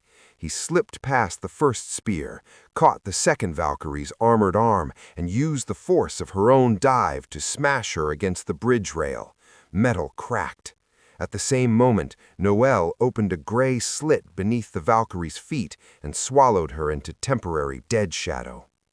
Brynja sprinted after him. Runa lifted a hand to stop them, then froze. Perhaps for the first time in years, she allowed feeling to knock her command off true by half a heartbeat. Half a heartbeat was enough. All 3 of them reached the gate tower. Inside, there were no mortal guards, only silver thread curtains, sigils hanging like wind bells, and whispers of prayer in a language older than sacred speech. At the end of the circular passage stood an arched doorway opening into a vast hall. It was the Hall of the One Eye. It did not resemble a king's palace. It resembled a place built so that an idea could sit down. The columns were roots turned to stone. The vaulted ceiling was black as the underside of a midnight lake. In the center, upon a tiered rise, stood a throne dark as cinder. On either side of it, countless swords had been driven into the floor upside down, like a dead forest of steel. And on that throne sat Freya in her white dress, upright and unnaturally still. Rings of light locked around her limbs. Her red hair spilled down the back of the seat like the only wound in the room. Behind her hung a silver root-woven curtain. Behind the curtain, only one thing was visible: an eye many times larger than any human eye, suspended in darkness like a moon stitched into the night. When Eirik stepped into the hall, that eye opened fully, and through the chamber rolled a voice impossible to assign to any one category, not man, not God, not memory hoarded too long. "The anchor has arrived." Freya lifted her head to him. She did not cry. She did not call for help. She only whispered, a voice so faint he heard it through the vibration of the mark in his own chest. "Don't look at its eye for too long. The thing behind the curtain is not Odin." That was the final confirmation of the greatest reversal yet in the war. The high god, whom all 9 realms feared, worshipped, and invoked, had not ruled here for a very long time. Chapter 5. The One Hanging Beneath the Roots. The eye behind the curtain did not blink the way living creatures blink. It closed like a slab of stone and opened again like a crack in the earth's crust. Every time the pupil widened or narrowed, the hall of the one eye dimmed or brightened in response. The rings locking Freya's limbs pulsed in exact rhythm with that movement, as though they did not merely chain her to the throne, but chained the whole chamber to the gaze of whatever watched from behind the roots.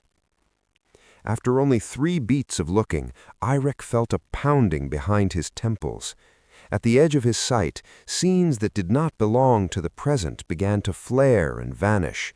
A battlefield full of headless warriors still fighting. A sea hung with dead ravens.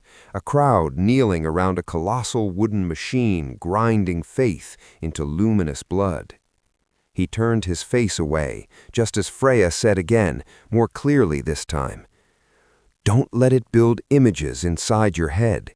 It braids truth and falsehood together too quickly. The voice behind the curtain flowed out like wind through thousands of hollow cracks. The girl learns faster than expected. Noelle stood angled to the left, bone knife low before her. If you're a god, your taste in hall design is awful. If you're not a god, pretending to be one is even worse. What is a god? The voice asked back, almost amused. An idea maintained long enough by sacrifice, war, memory, and retelling. In that sense, all of us here are on our way to becoming gods, or food for gods. Brynja stepped forward, instinctively shielding half of Eirik with her own body. Who are you? The silver root curtain stirred, though no wind touched it. A fragment of memory that refused to die, an eye teeping the world's debt ledgers, a remnant left over from Mimir when Odin broke apart his own memory in order to look into the abyss and regretted it. Names are only clothing. Wonderful! A piece of memory crowned itself and started a multi-realm war company. Freya sat upright on the throne, throat working as she fought to remain conscious. It isn't the only ruler here. Something else below the hall is keeping the rest of the machine quiet. The eye behind the curtain turned toward her. The rings brightened, and Freya's hands began to shake. Eirik stepped forward immediately. Touch her one more time, and I'll tear that curtain off of you. A soft laugh issued from behind the roots. You always speak as if personal violence can solve a structure fed by gods and realms for centuries. Sometimes I only need to start with whatever is nearest, Eirik answered. At that moment, Runa entered the hall, 4 Valkyries behind her, but keeping distance. She did not kneel. She did not bow. She stopped only at the rim of the forest of swords driven into the floor. That alone was enough to tell Eirik the balance between her and the thing behind the curtain was not as simple as master and servant. I brought them, Runa said. Now give me what you promised. You still speak to me as if you belonged to the age before you learned fear. The eye closed and opened slowly. Very well. I promised truth, not comfort. Runa tightened her jaw. Brynja looked between them and finally understood another layer of the situation. Her mother was not merely the commander of Valkyries. She too was bound by a promise to this machine. The eye turned to Eirik. Anchor, I will make it simple. The 9 realms stand on a lie. I keep that lie functioning. Halldor is a fine conduit in Midgard. Valkyries are fine hands on the battlefield. The church is a fine throat for the masses. And the living lock is the finest hinge forged since the oldest age. Let the girl remain seated on the throne. Let your pulse be synchronized to the stable rhythm, and I will minimize the number of realms that must bleed when the next cycle of war arrives. Eirik almost laughed. That is the worst proposal I have ever heard. It is not an invitation, it is notification of the least deadly choice. Noelle arched a brow. All of you in power do love counting corpses by column, don't you?" Brynja asked, without taking her hand from the sword hilt. "If the lie is what keeps the 9 realms upright, then what is the truth?" For the first time, the eye behind the curtain fell silent long enough for the silence itself to gather weight. Then it answered, "The truth is that the gods murdered a realm." No one moved. Not in righteous war, not in self-defense. They murdered it because the 10th realm refused to become fuel for the systems of Asgard, the Vanir, and even the earliest architecture of death. It held the primal runes, the ones capable of rewriting the laws of memory. Had that realm remained, the gods would never again possess the sole right to write history. So they cut it away from the tree, tore its people into fragments of forbidden knowledge, and locked the remainder behind a door. Each word landed in Eirik like another crack opening inside the spine of the world. The eye continued, unhurried. Odin objected too late. By then he had profited too heavily from the new order to keep his hands clean. Only after he saw the end did he seek a way to patch the breach. Mimir was beheaded. I was split off from his memory to keep the books for the machine of repair.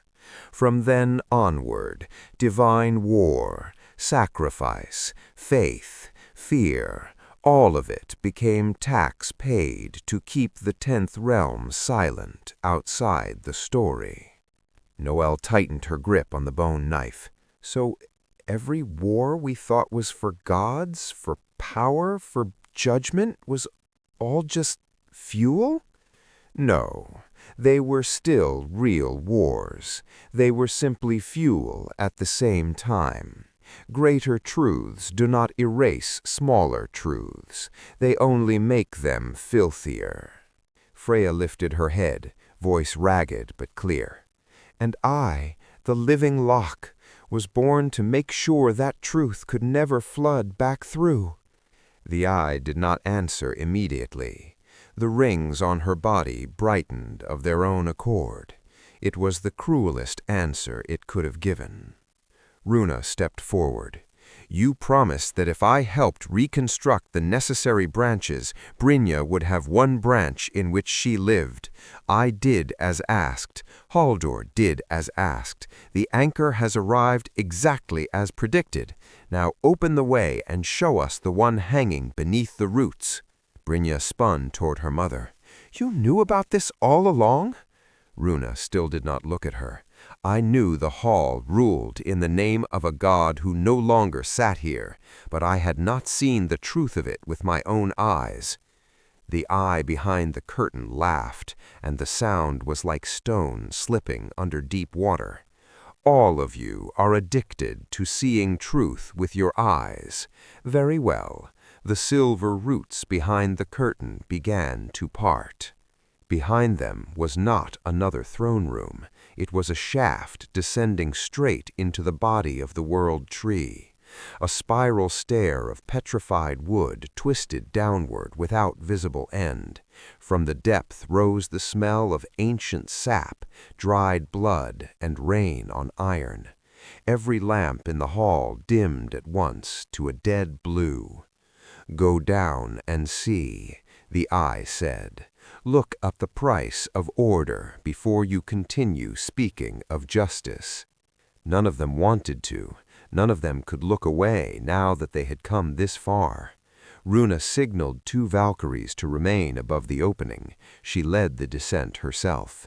Brynja followed close enough that, had she wished, she could have driven her sword into her mother's back.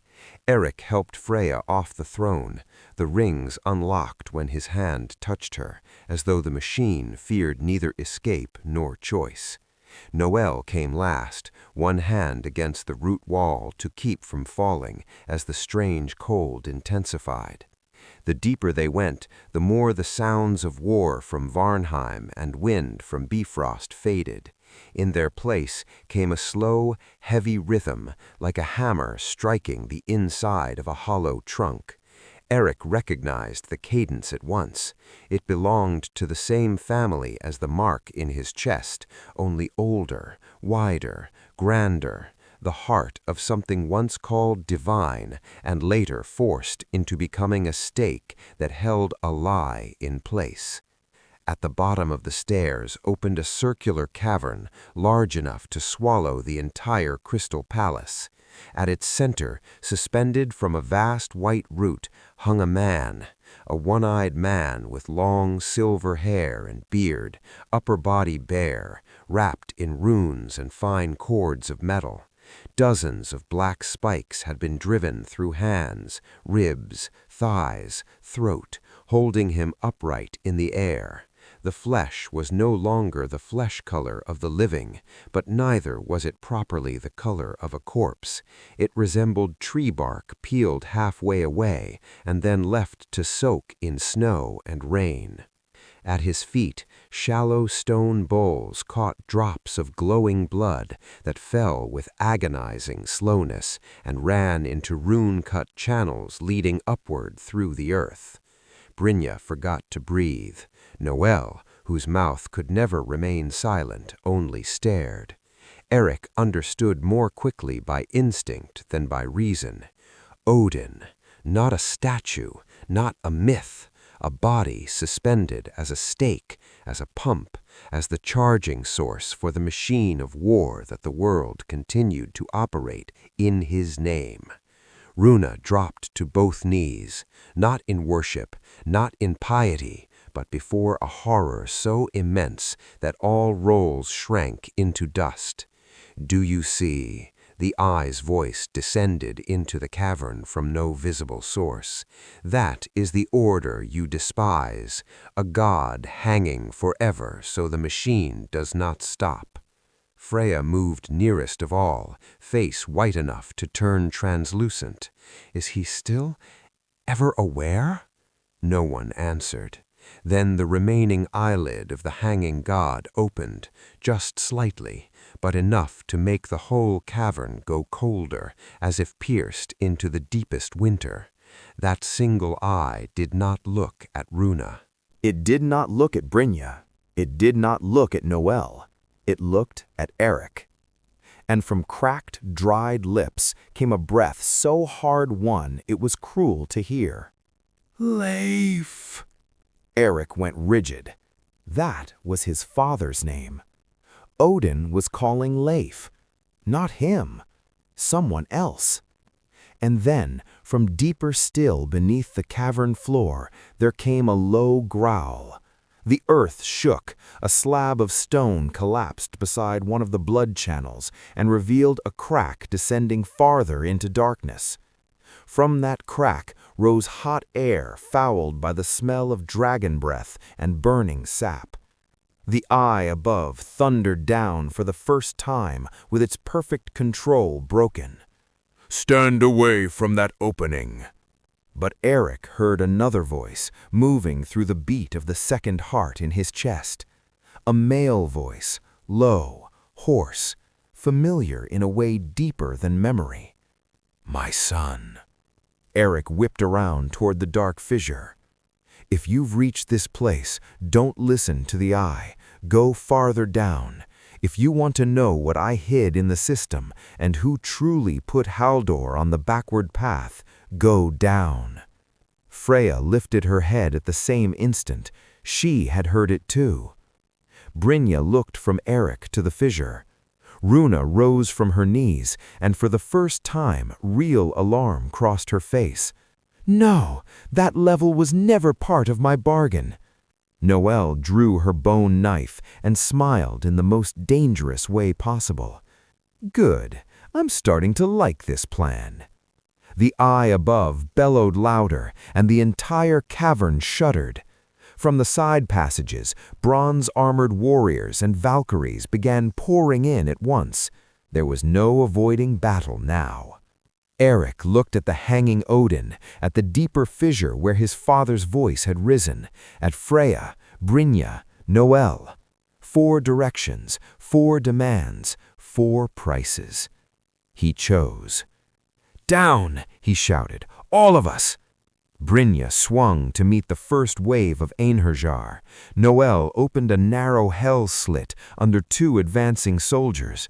Freya bit blood from her own lip and turned the bright lock runes into cords that snapped around a Valkyrie in mid-air.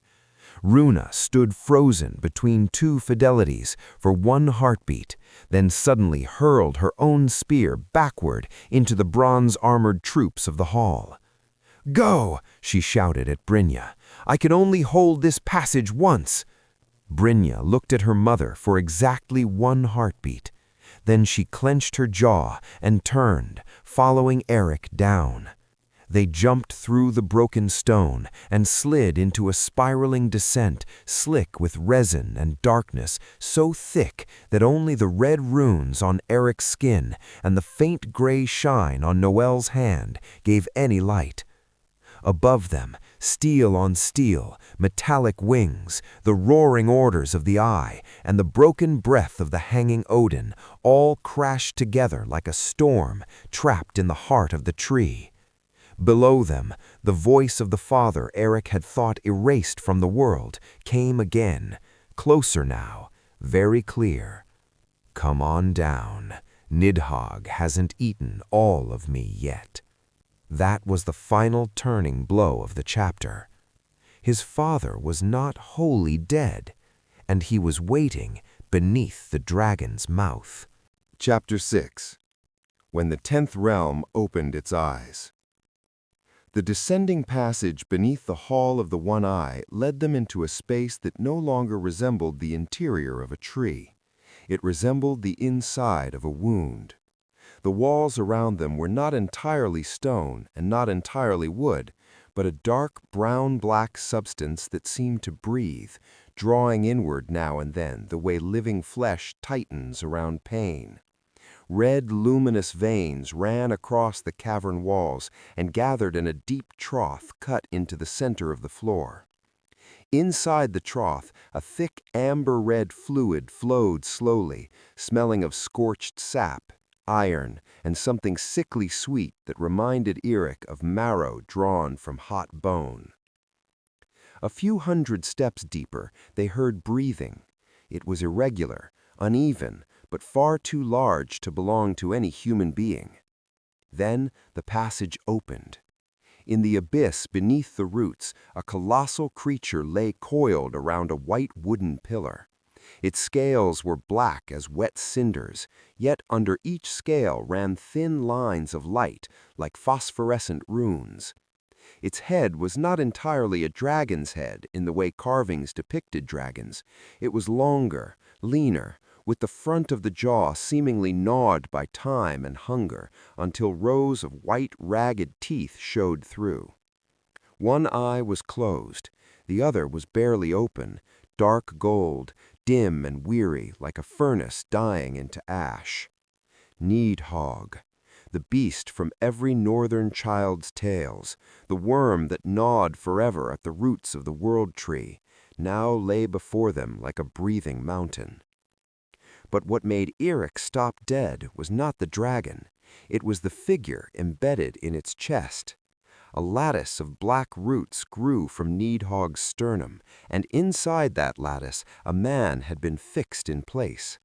Long hair, once dark and now streaked silver, clung to his skin in sap-matted strands. The lower half of his body seemed already swallowed into root and dragon bone, leaving only the naked upper body exposed, marked with old scars and runes burned directly into the flesh. His face had been worn down terribly, cheeks hollow, cheekbones sharp as broken slate, yet the lines remained unmistakable. Eirik Ashborn, his father. Not a memory, not an illusion born of the anchor mark. A part still living, a part held in place, a part that had become a structural component inside something far too vast to summarize with the word father. Freya let out a dry, broken sound. Brynja stood frozen. Noel looked around the abyss with a face so stripped of sarcasm it barely seemed her own. Leif opened his eyes. They were gray like Eirik's, painfully similar, except they had looked out from beneath the roots too many years to retain even a single useful illusion. "You arrived at exactly the latest possible moment," he said. His voice was hoarse as gravel dragged across stone. "One branch earlier, I couldn't have spoken. One branch later, you'd have found only bones." Eirik took half a step and stopped. Questions, rage, longing, disbelief, all collided inside him with the violence of an avalanche, yet what came out was the smallest, youngest thing he might have asked. "You're alive?" Leif laughed, and the laugh hurt like old stitches tearing open. That depends on how generously one wishes to define the word. Needhogg shifted its head. The half-open gold eye turned toward them, not immediately hostile, only watchful in the manner of a beast too ancient to waste effort on anything not yet proven edible. Noelle was the first to recover her voice. "Where exactly were you planning to begin explaining this? With the fact that you've become a fastening inside a dragon's chest, or with abandoning 2 children to be hunted across all 9 realms?" Leif looked at her and gave a small nod, as if granting her the right to be bitter. "With where I failed, that is the easiest place to begin." He turned his gaze to Eirik and Freya. "Your mother and I thought we could be cleverer than gods. We thought that if we split the key into human form, hid one child in the mud of a village, hid the other in a skewed branch of ritual, and stole one fragment of the world tree's mechanism to bind into the boy's soul, one day you would grow old enough to choose differently than they did. We were right about one thing: you did grow. We were wrong in thinking the cost would stop within a single lifetime." Eirik forced his voice into hardness. "Who taught Haldor to turn time backward?" Leif was silent long enough that the whole abyss seemed to lean with the silence. "Not I," he said at last. "I only left behind the hooks capable of anchoring such formulas into the tree's structure. Haldor was shown the path, but the one who showed it to him was the future of our own blood." Freya went pale. She wrapped her arms around herself as if sudden cold had moved through her bones.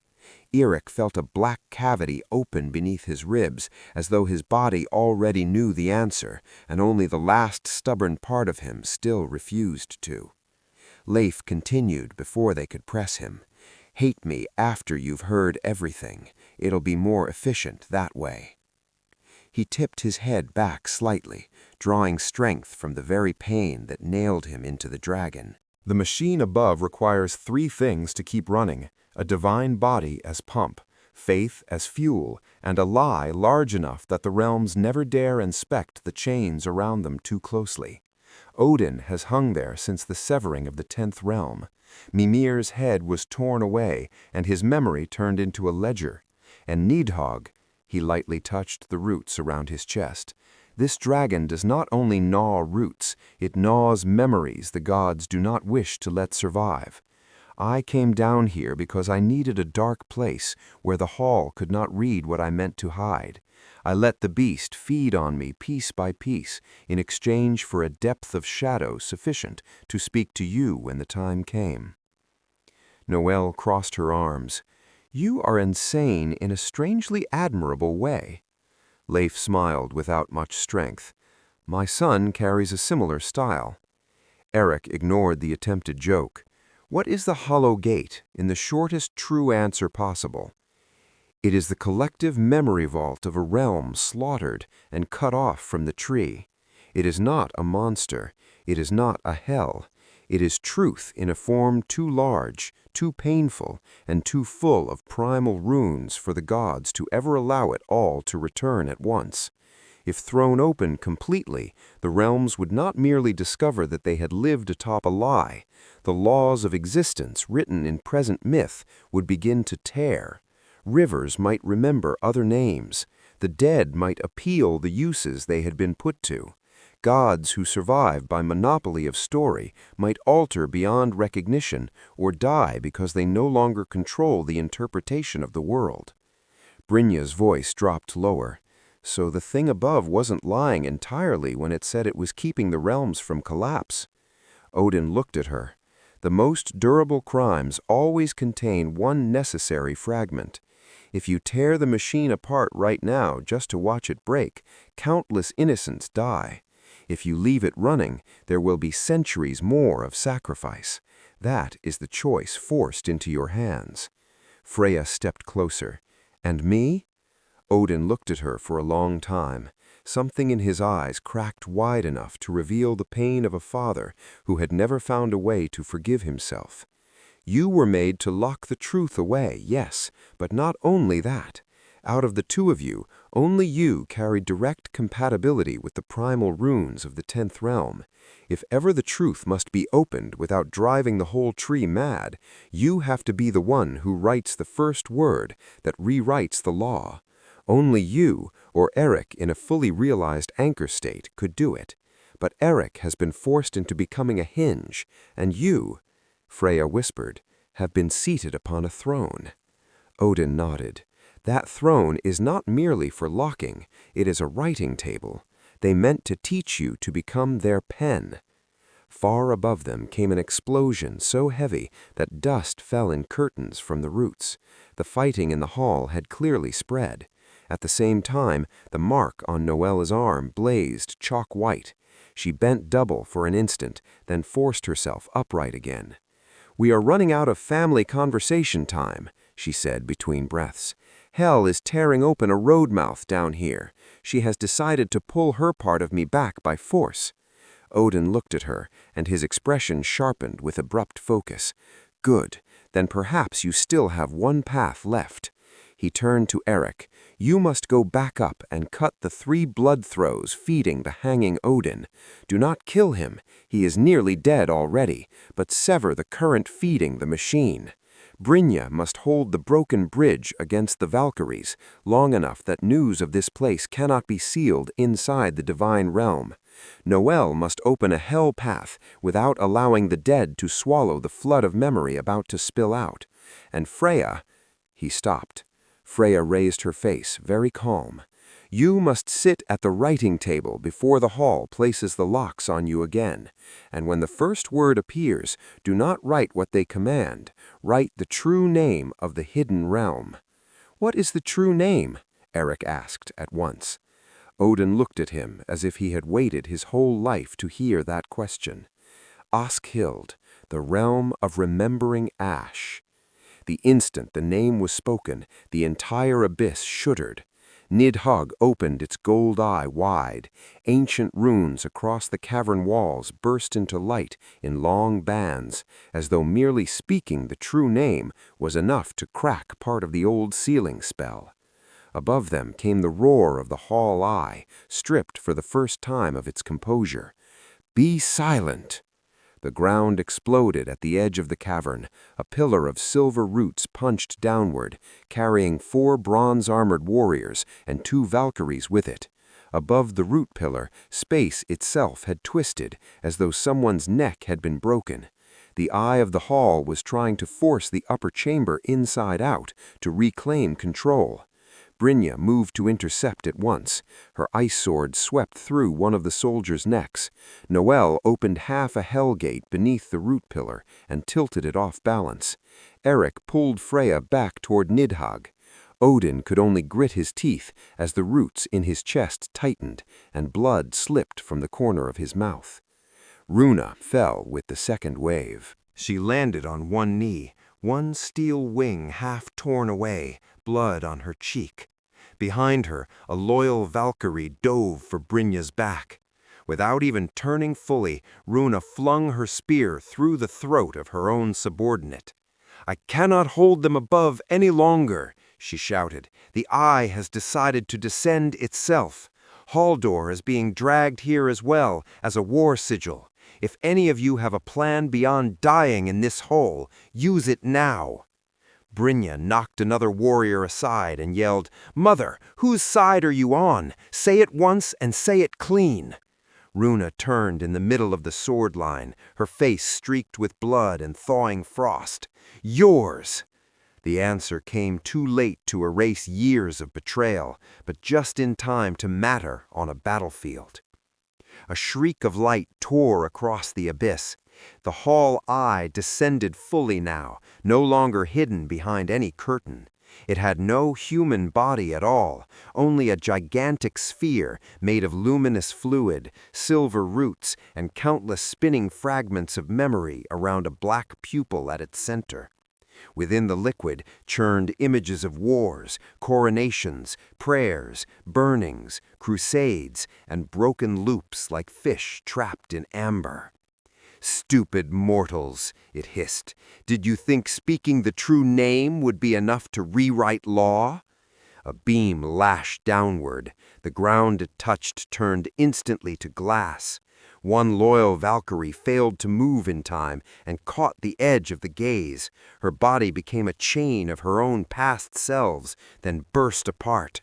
No blood, only memory torn into dust. Noelle looked at that and cursed in a deep underworld tongue, so old the air around her bruised purple. The mark on her arm flared white. Behind her, a hell gate tore open. Not a narrow slit this time, an entire wall of gray night, out of which stepped souls in broken helms, women carrying children dead of cold, forgotten soldiers, drowned sailors, and noblemen hanged for treason, silent as a rising tide. At their front stood a tall woman, one half of her face beautiful as carved marble, the other half blackened and decomposed like a corpse left too long in glacier ice. Hell. No introduction was necessary. Her very presence made introduction irrelevant. Hell looked at Noelle, then at the hall eye, then at Eirik the way a trader might appraise the three most dangerous goods in the market, all at once.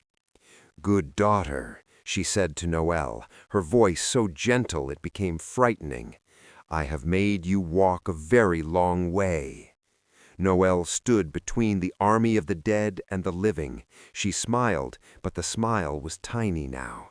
"I know. I stayed away so long precisely because you knew I was unsuited to cold decisions. That is true. You have always been the most inconvenient part of me."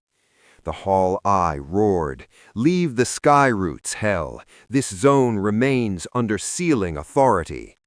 Hell turned toward it, and her expression altered in the way a gracious woman might change when reminded she is speaking to vermin. "You wear Mimir's memory and speak to me of authority? When I was keeping the first ledgers of death, you were still only a scrap torn out of another's skull." The collision of divine mechanism and death realm force made the whole abyss scream. Eirik had no time to watch further. Leif stared directly at him. "Now, cut the blood troughs!" Brynja understood before Eirik even lunged. She shouted to Runa, "Hold the bridge above. Don't let a single Valkyrie touch Noelle." Runa nodded. Then she and her daughter turned back to back, spear and ice sword forming a single axis against the new rush of bronze-armored fighters from the upper roots. For the first time in 15 years, they fought side by side. No words repaired the gulf between them. Battle merely knew how to manufacture something that looked enough like trust to function until hearts could catch up.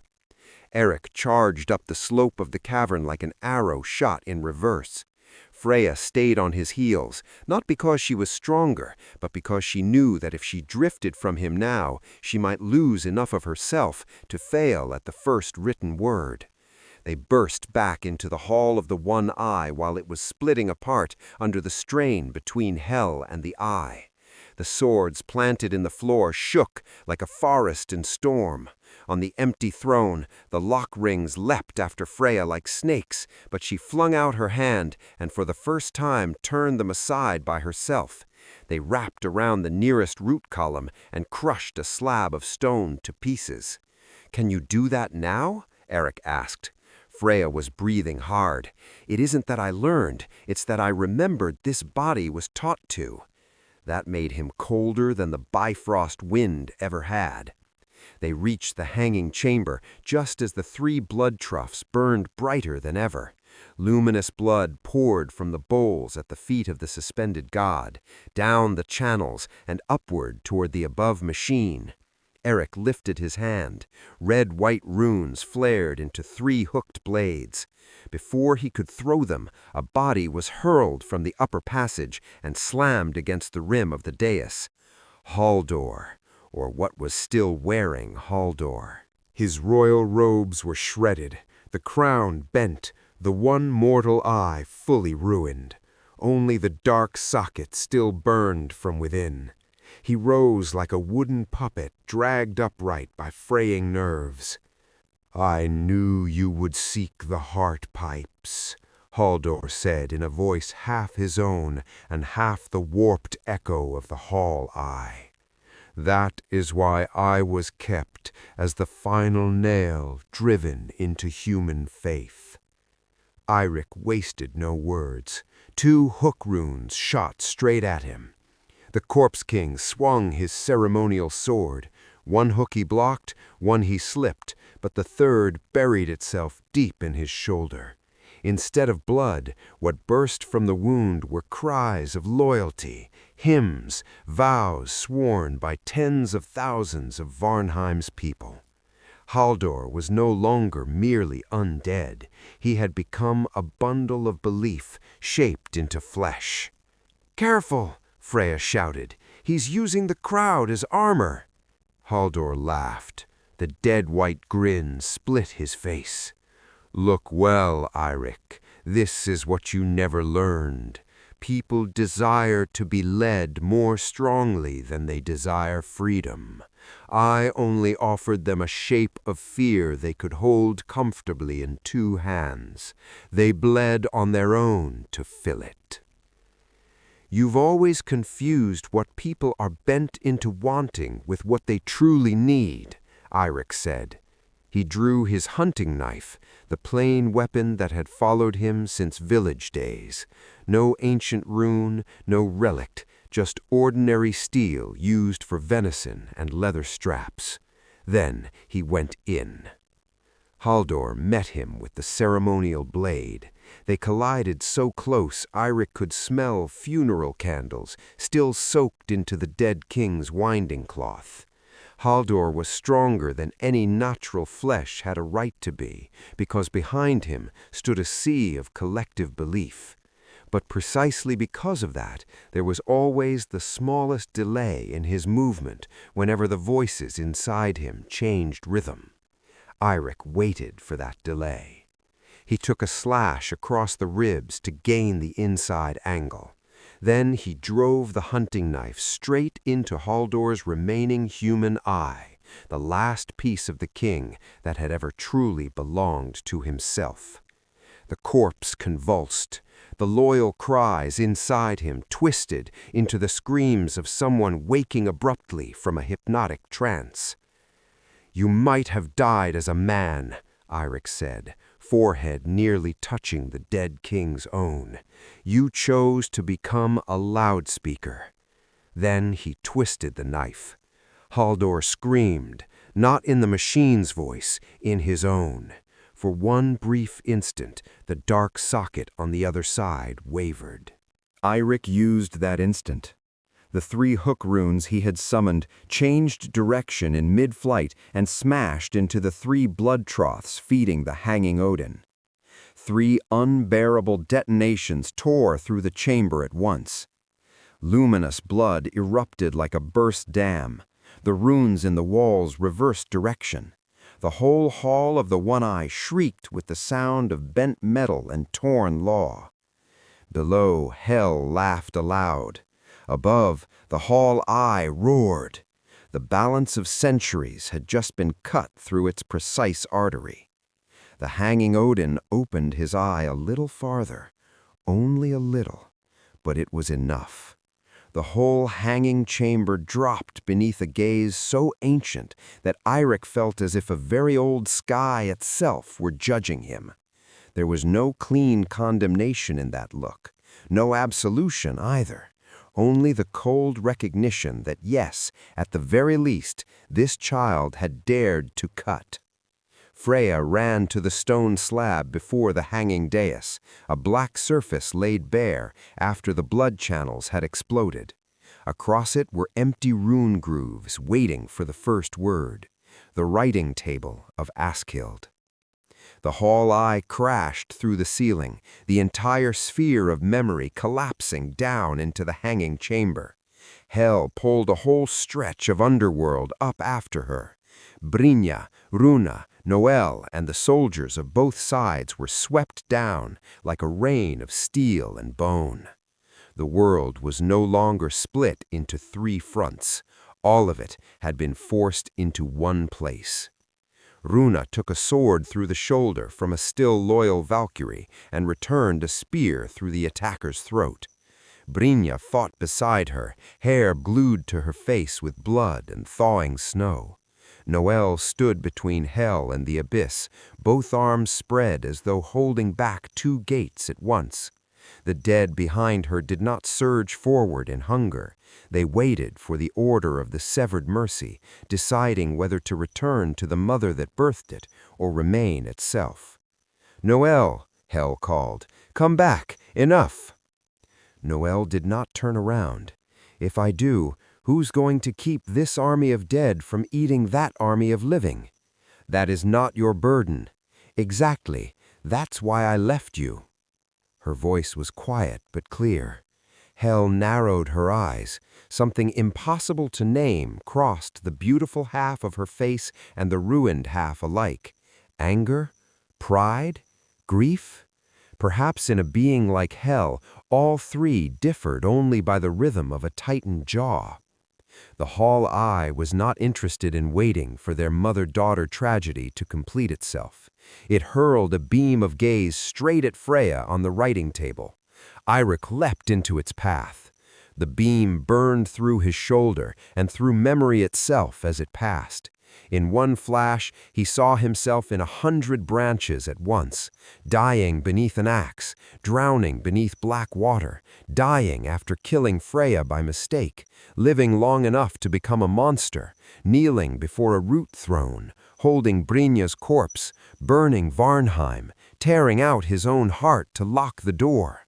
Too many possibilities crashing into one body. He dropped to one knee.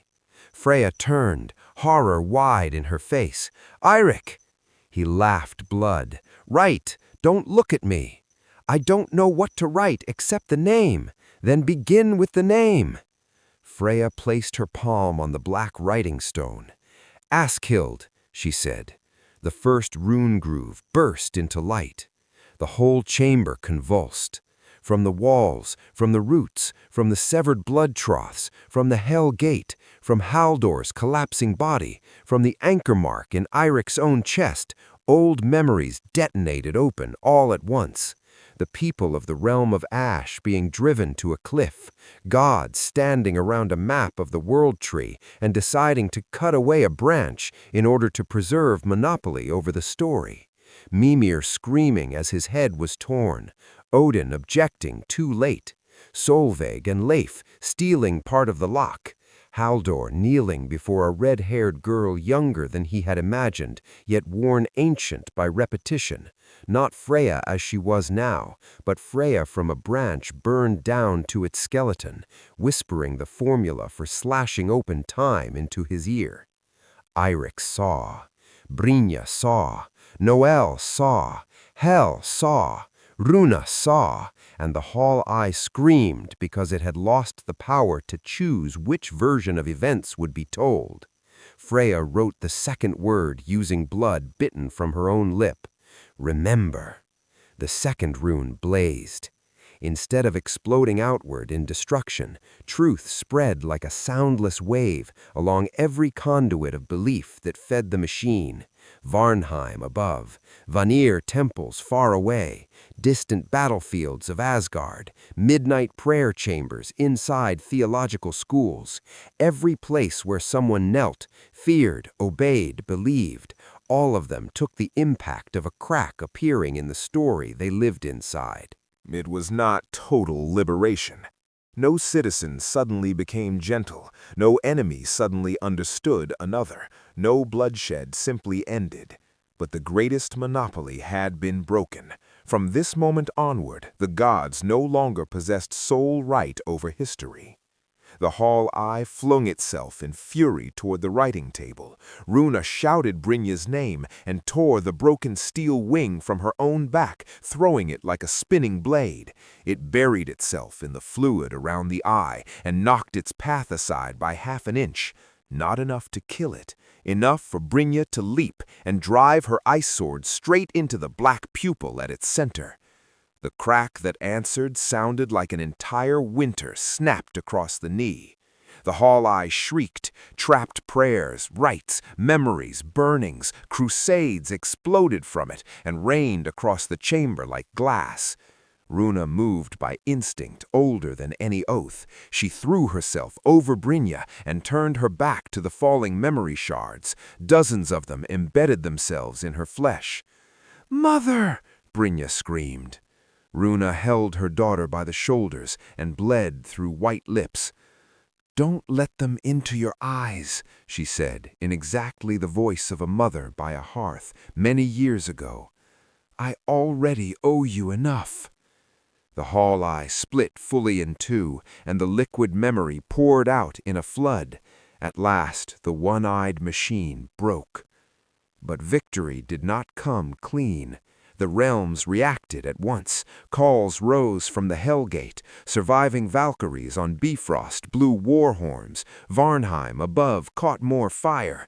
Without the central machine forcing order to stand still, every power immediately lunged for its portion of falling truth. Hell stepped beside Noel. "You see, without a cage, the living tear at one another even faster." Noel smiled wearily, eyes red, pride still intact. "I never said everything should be set loose for beauty's sake. I only hate old creatures sitting behind curtains and deciding who is allowed to know they've been lied to." Hel looked at her daughter for a long time. Then she touched Noel lightly on the forehead. The black stain on Noel's arm flared, but not to devour her. It altered instead into a thin black mark, like half a withered flower pinned to a rib. "Keep the part you wish to keep," Noel said. "But from now on, keep for me as well any dead who still deserve decent treatment. I do not have time to do both." For the first time since Eirik had known her, Noel's face went white not from pain, but from feeling. "Is that your way of saying yes? Do not make me repeat myself." Noel laughed then, really laughed, short and broken, and turned away immediately as though unwilling to let anyone see her eyes had gone wet. Near the writing table, Freya was shaking violently. The first two words had already split the skin on her hands, as though the stone were reading blood before it accepted meaning. Eirik staggered toward her, one hand pressed over her burned shoulder.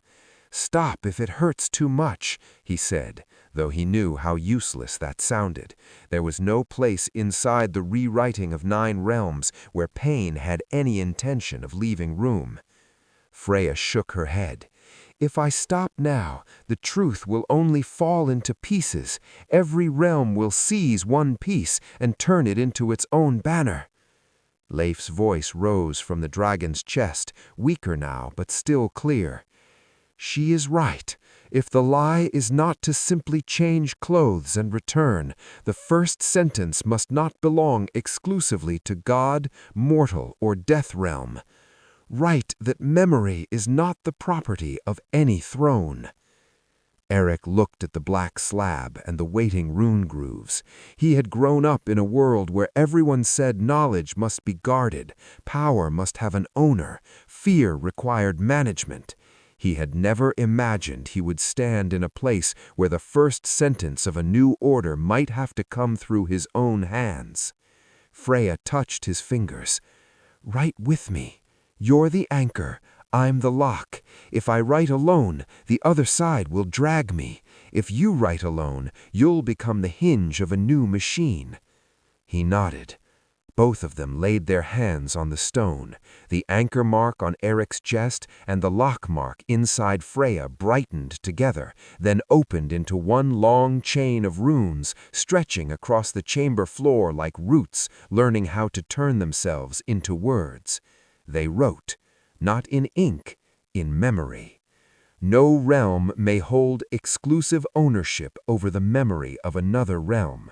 No god may build a throne by locking away the true names of the dead. No door may open only at the command of whoever monopolizes war. Every clause heated the black slab further, brightened it further, and at the same time made the surrounding realms shake more violently. Above them, the broken span of Bifrost screamed. From hell, the calls of innumerable souls changed rhythm. From Midgard, the bells of Varnheim rang out in pure chaos, beyond the command of any living hand. Haldor, kneeling broken at the rim of the chamber, lifted his head one final time.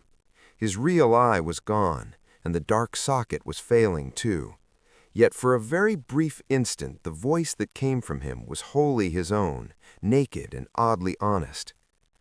I thought, if I could seize that door, I might rewrite myself into a king more worthy than I had been. Eirik looked at him. There was no longer enough clean hatred left in him, only the weariness of watching a man trade too much and still die smaller than his own ambition.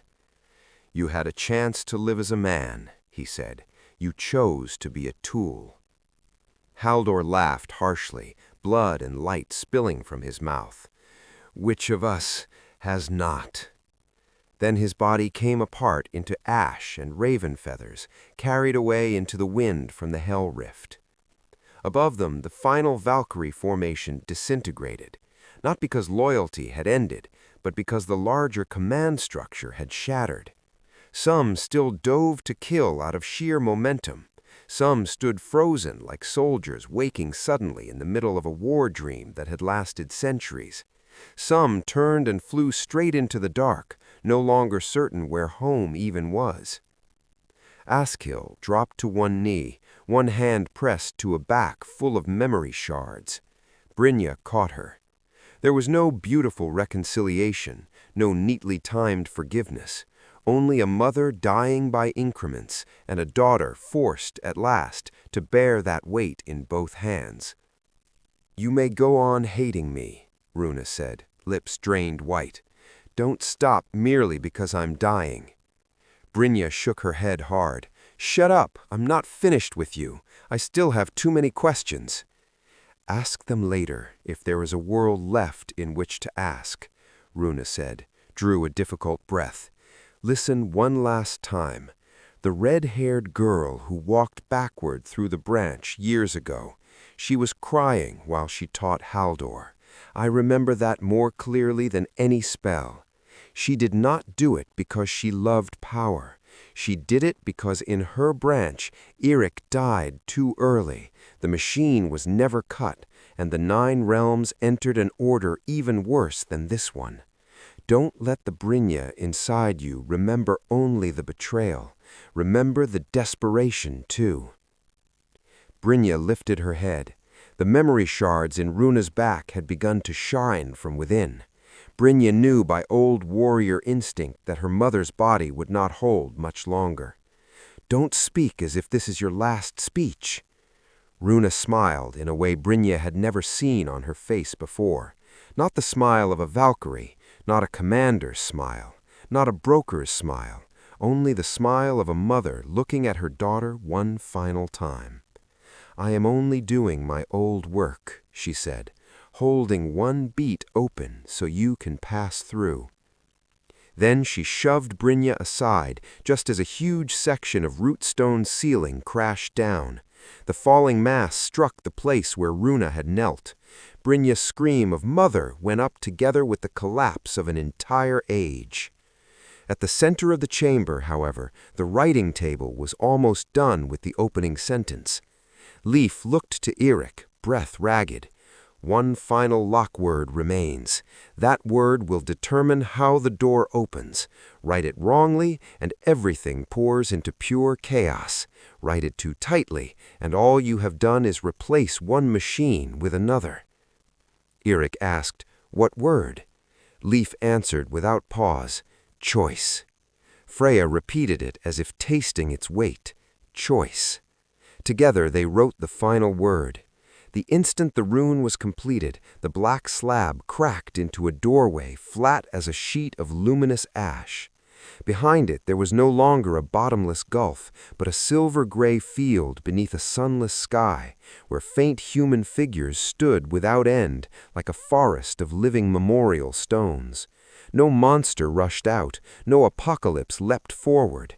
There were only millions of memories opening for the first time through a door not appointed by any god. Askhild had opened its eyes. It had not wholly returned to the world, but it had returned enough that the world could never again pretend it had never existed. The realms reacted exactly according to their natures. From hell, part of an ancient soul bowed as if meeting an old homeland. Among the broken remnants of the Valkyries, some knelt, some dropped their weapons and fled. In Varnheim, priests screamed in horror as memorized liturgies split apart in their mouths. Far away, on another heavenly branch of Asgard, war horns sounded in alarm across the realm. The war of gods had not ended. It had only now officially begun in the truest sense. No one possessed enough authority any longer to lie they alone had the right to tell the story. Noel looked at the ashen field beyond the open door and said softly, "I've been waiting for a door like this since I first learned what I belonged to. Not a door to hide inside, a door that forces people to look." Hel stepped beside her. This time she did not try to drag her daughter home. She only looked into Askhild with that cold, measuring gaze and said, "You have chosen a very exhausting life." Noel answered with a weak but genuine tilt of the mouth, "I know, but at least this time I chose it." Eirik turned back to Leif. The roots around his father's chest were tightening violently now. Nidhogg opened its eye wider, sensing that the balance it had been forced to uphold for so long had just shifted. "Come with us," Eirik said, though he knew even as he said it that the suggestion might be the stupidest thing he had uttered in days. "We will find a way to cut you free." Leif shook his head. "If I leave this place now, Nidhogg will turn its hunger onto the opened memory field itself. I have been here so long that part of me has become the wedge inside its jaws. This is no longer a trap from which one simply removes a man." Freya stepped closer, tears slipping silently down while her face remained calm. "So we leave father here again?"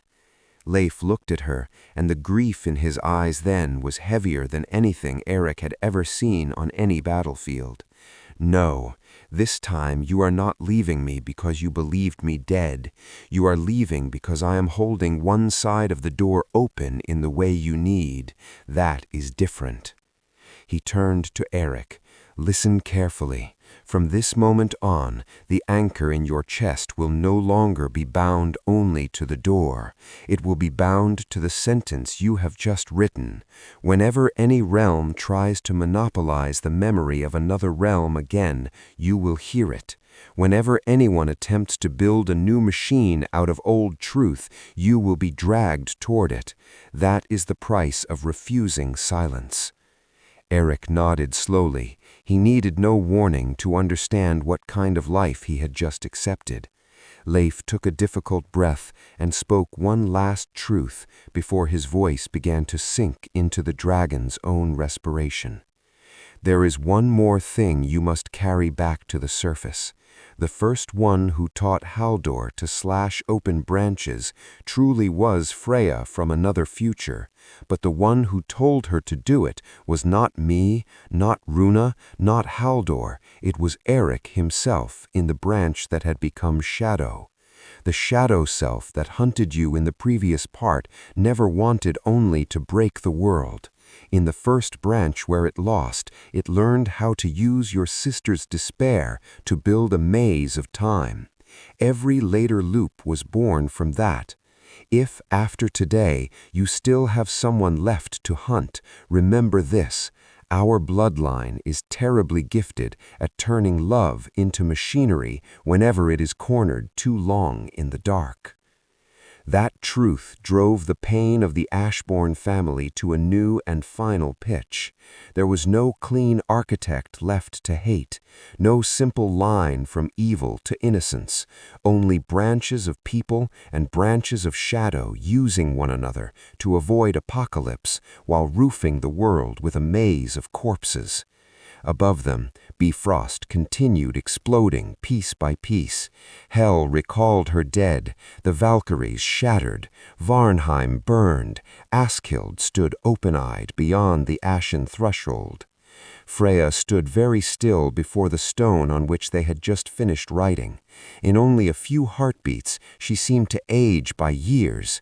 When she turned back to Eirik, her gaze was still his sister's, and yet also carried the shadow of the older version, whose memory they had glimpsed. "Brother," she said softly. Eirik stepped toward her.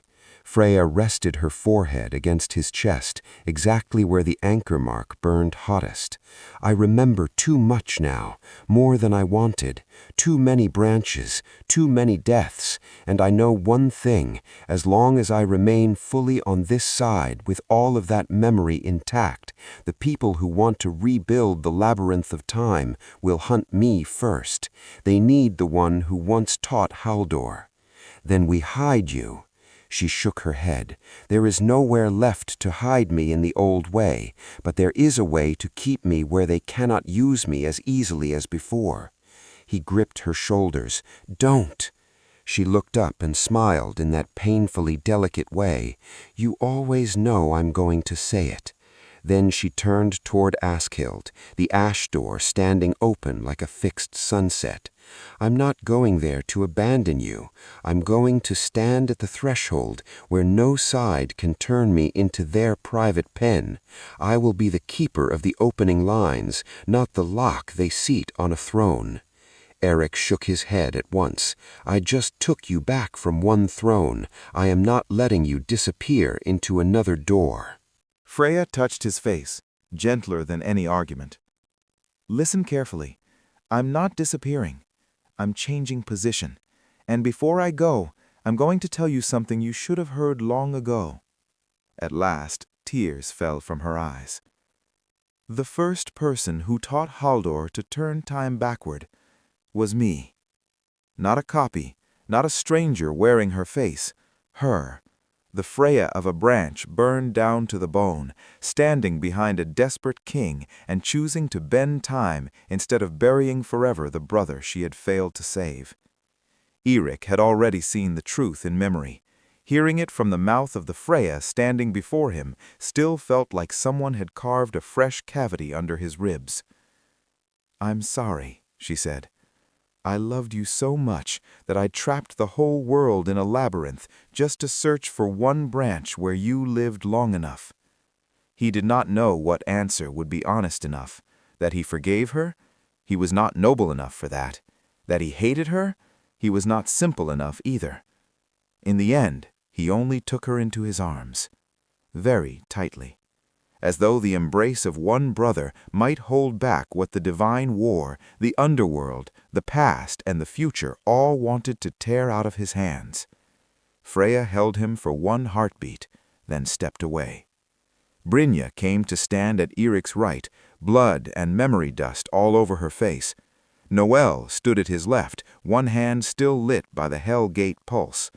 None of them tried to stop Freya now, because all of them understood too clearly that some decisions, if prevented by force, became nothing more than another form of throne. Freya stepped backward into the ash threshold. The light beyond her brightened. The distant figures of Askild seemed to raise their heads all at once. "I'll try to keep it open just enough for truth to pass without devouring the realms," she said.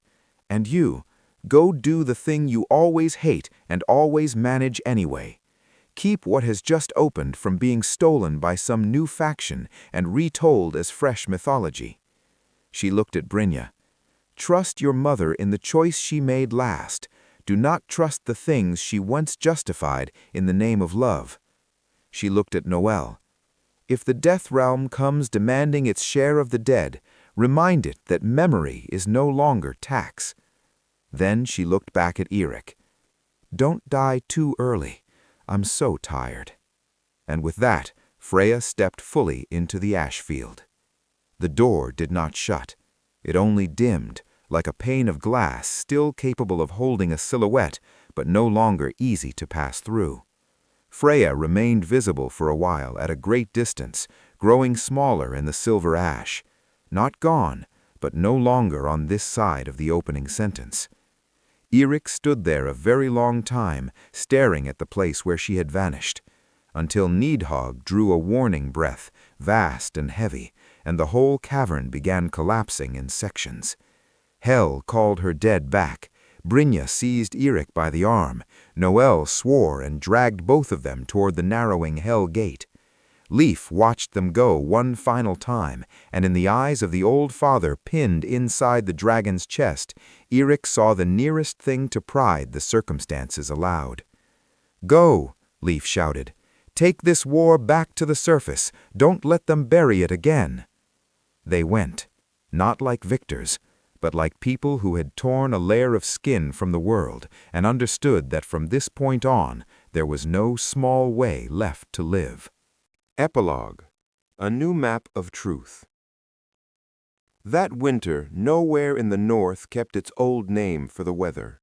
In Midgard, they called it the Winter of Broken History. In the Vanir temples still left standing, priests called it the Mute Season of Ravens. In Helheim, the dead whispered that it was the season when mercy walked out through the front gate and did not come back to the proper place. And in the secret manuscripts passed from hand to hand among scholars, witches, and surviving soldiers, that winter was known by another name, the season when the realm of remembering ash opened its eyes. Varnheim did not collapse in a single night, but neither did it ever become the old city again. After Haldor turned to ash before the square, after the bells shattered themselves, after the holy images cracked into forms of people severed from the world tree, the population split into dozens of conflicting narratives and took up spears to defend each one. The church itself broke into three major bodies. One continued to denounce every new truth as heresy. One declared that a different, less filthy mythology had to be found to uphold order. The third, smallest and most dangerous of all, came to believe the world had finally become true enough that no god needed to interfere with it ever again. Asgard did not remain intact either. Two more sections of Bifrost fell. Whole Valkyrie companies, stripped of their central command, broke into wandering bands. Some hunted the remnants of the Hall of the One Eye. Some sold themselves to lesser gods, suddenly rushing to occupy empty seats of power. Some simply kept flying between the branches of heaven because they no longer knew where to set their swords down. Stories of Odin hanging beneath the roots began leaking out like water from a cracked vessel. Those who believed went mad in one direction. Those who did not believe killed all the harder to keep the old order from falling. Under Hel and Noel, Helheim became the first realm to alter its law immediately. Souls that had once been denied the right to remember their own true names read aloud again. In return, Hel demanded a clear price. From that point forward, any king, warlord, or high priest who ordered mass slaughter in the name of godhood without naming the dead individually would incur a debt claimed personally by Hel. Not many believed the warning at first. Belief tended to increase only after the first royal court found all its common graves opening their eyes in the night. Brynja never returned to the Frostlight Order. Her name was nailed above city gates as regicide, blasphemer, traitor to the church, ally of death, breaker of the God Bridge. In some places they even said she had stabbed Odin's eye out with her bare hand and drunk holy blood. Brynja never bothered to correct any of it. She carried the chipped ice sword and the silver spear, salvaged from Runa's broken wing kit, and formed a small company from soldiers, church fighters, deserter Valkyries, and ordinary people who no longer believed massacre was the necessary price of order. The band had no formal name. Common speech called them the unscriptured, because wherever they went, they forced temples to read aloud the parts of history that had been torn away. Noel was no longer entirely the same wandering witch either. The half-withered flower mark on her body meant that whenever she stood on a battlefield crowded with nameless dead, people would hear her speaking those names back into the world. Some nights she argued with hell the way one argues with a difficult mother standing very far away. Some nights she opened half a gate and let the dead ask the living questions that had never been answered. Fortresses began hanging charms against her. Most of those charms were useless, not because Noel had become too powerful, but because memory itself had been granted the right to choose its own road, and warding sigils rarely stop what guilt secretly wants to return and knock upon the door. As for Eirik Ashborn, neither side found a comfortable name for him. To the surviving church factions, he was the root wolf, the bearer of the door mark who had driven prayer mad and dragged divine war down onto mortal soil. To the first readers of the clandestine Ashkild manuscripts, he was the self-chosen anchor, the man who neither locked the door shut nor let it devour everything, but forced the world to live beside a truth now partly unveiled. To certain minor gods and the fresh warlords rising from the wreckage of the central machine, he was simply something that had to be captured before it joined another faction. Eirik himself never decided which name he liked best. Most of the time he was simply a man, moving from front to front with a second heartbeat in his chest, hearing whenever somewhere in the world someone tried to hang a new curtain over an old crime. At times he led villagers across territories being ravaged by fresh holy wars. At times he cut down sacrificial pillars in temples sprouting like mushrooms after rain. At times he only stood on a high ridge watching a distant city burn and wondered how much he had saved and how much he had failed to save. And on some nights, when the wind was cold enough, the anchor mark on his chest beat in time with a hand very far away on the other side of the field of ash. Freya was not gone. She simply stood at a distance ordinary calling could not cross. Now and then, on the metal face of still water or on fresh lake ice, Eirik would catch sight of her walking among silver ash figures in Askild. She did not always see him, but a few times, very rarely, she stopped, lifted her head, and although an entire severed realm and many surviving lies stood between them, he still knew she was smiling. The most dangerous thing was not that the realms had begun warring over who possessed the right to retell history. It was that once the first great curtains had been torn down, countless smaller curtains sprouted like weeds after forest fire. People invoked the new truth to found new cults. They invoked oppressed memory to justify revenge with no distinction. They invoked the right to choose in order to steal choice from others. Leaf had been right. Killing the machine did not magically make human beings good. It only denied them the convenience of blaming every crime on gods. 1 month after the Hall of the One Eye shattered, Eirik, Brynja, and Noel stood atop the broken wall of an old shrine and looked south across the plains. On the horizon, 3 great columns of smoke were rising simultaneously from 3 fortresses sworn to 3 mutually exclusive versions of the same battle. Higher still, Along a dim branch of heaven, a squadron of Valkyries without any insignia crossed the sky like birds lost between seasons. And farther below, upon a frozen lake, hundreds of people knelt around a newly raised statue of a goddess not found in the old chronicles, the first visible symbol of a sect already worshipping Askild in its own fashion. Noel let out a low whistle.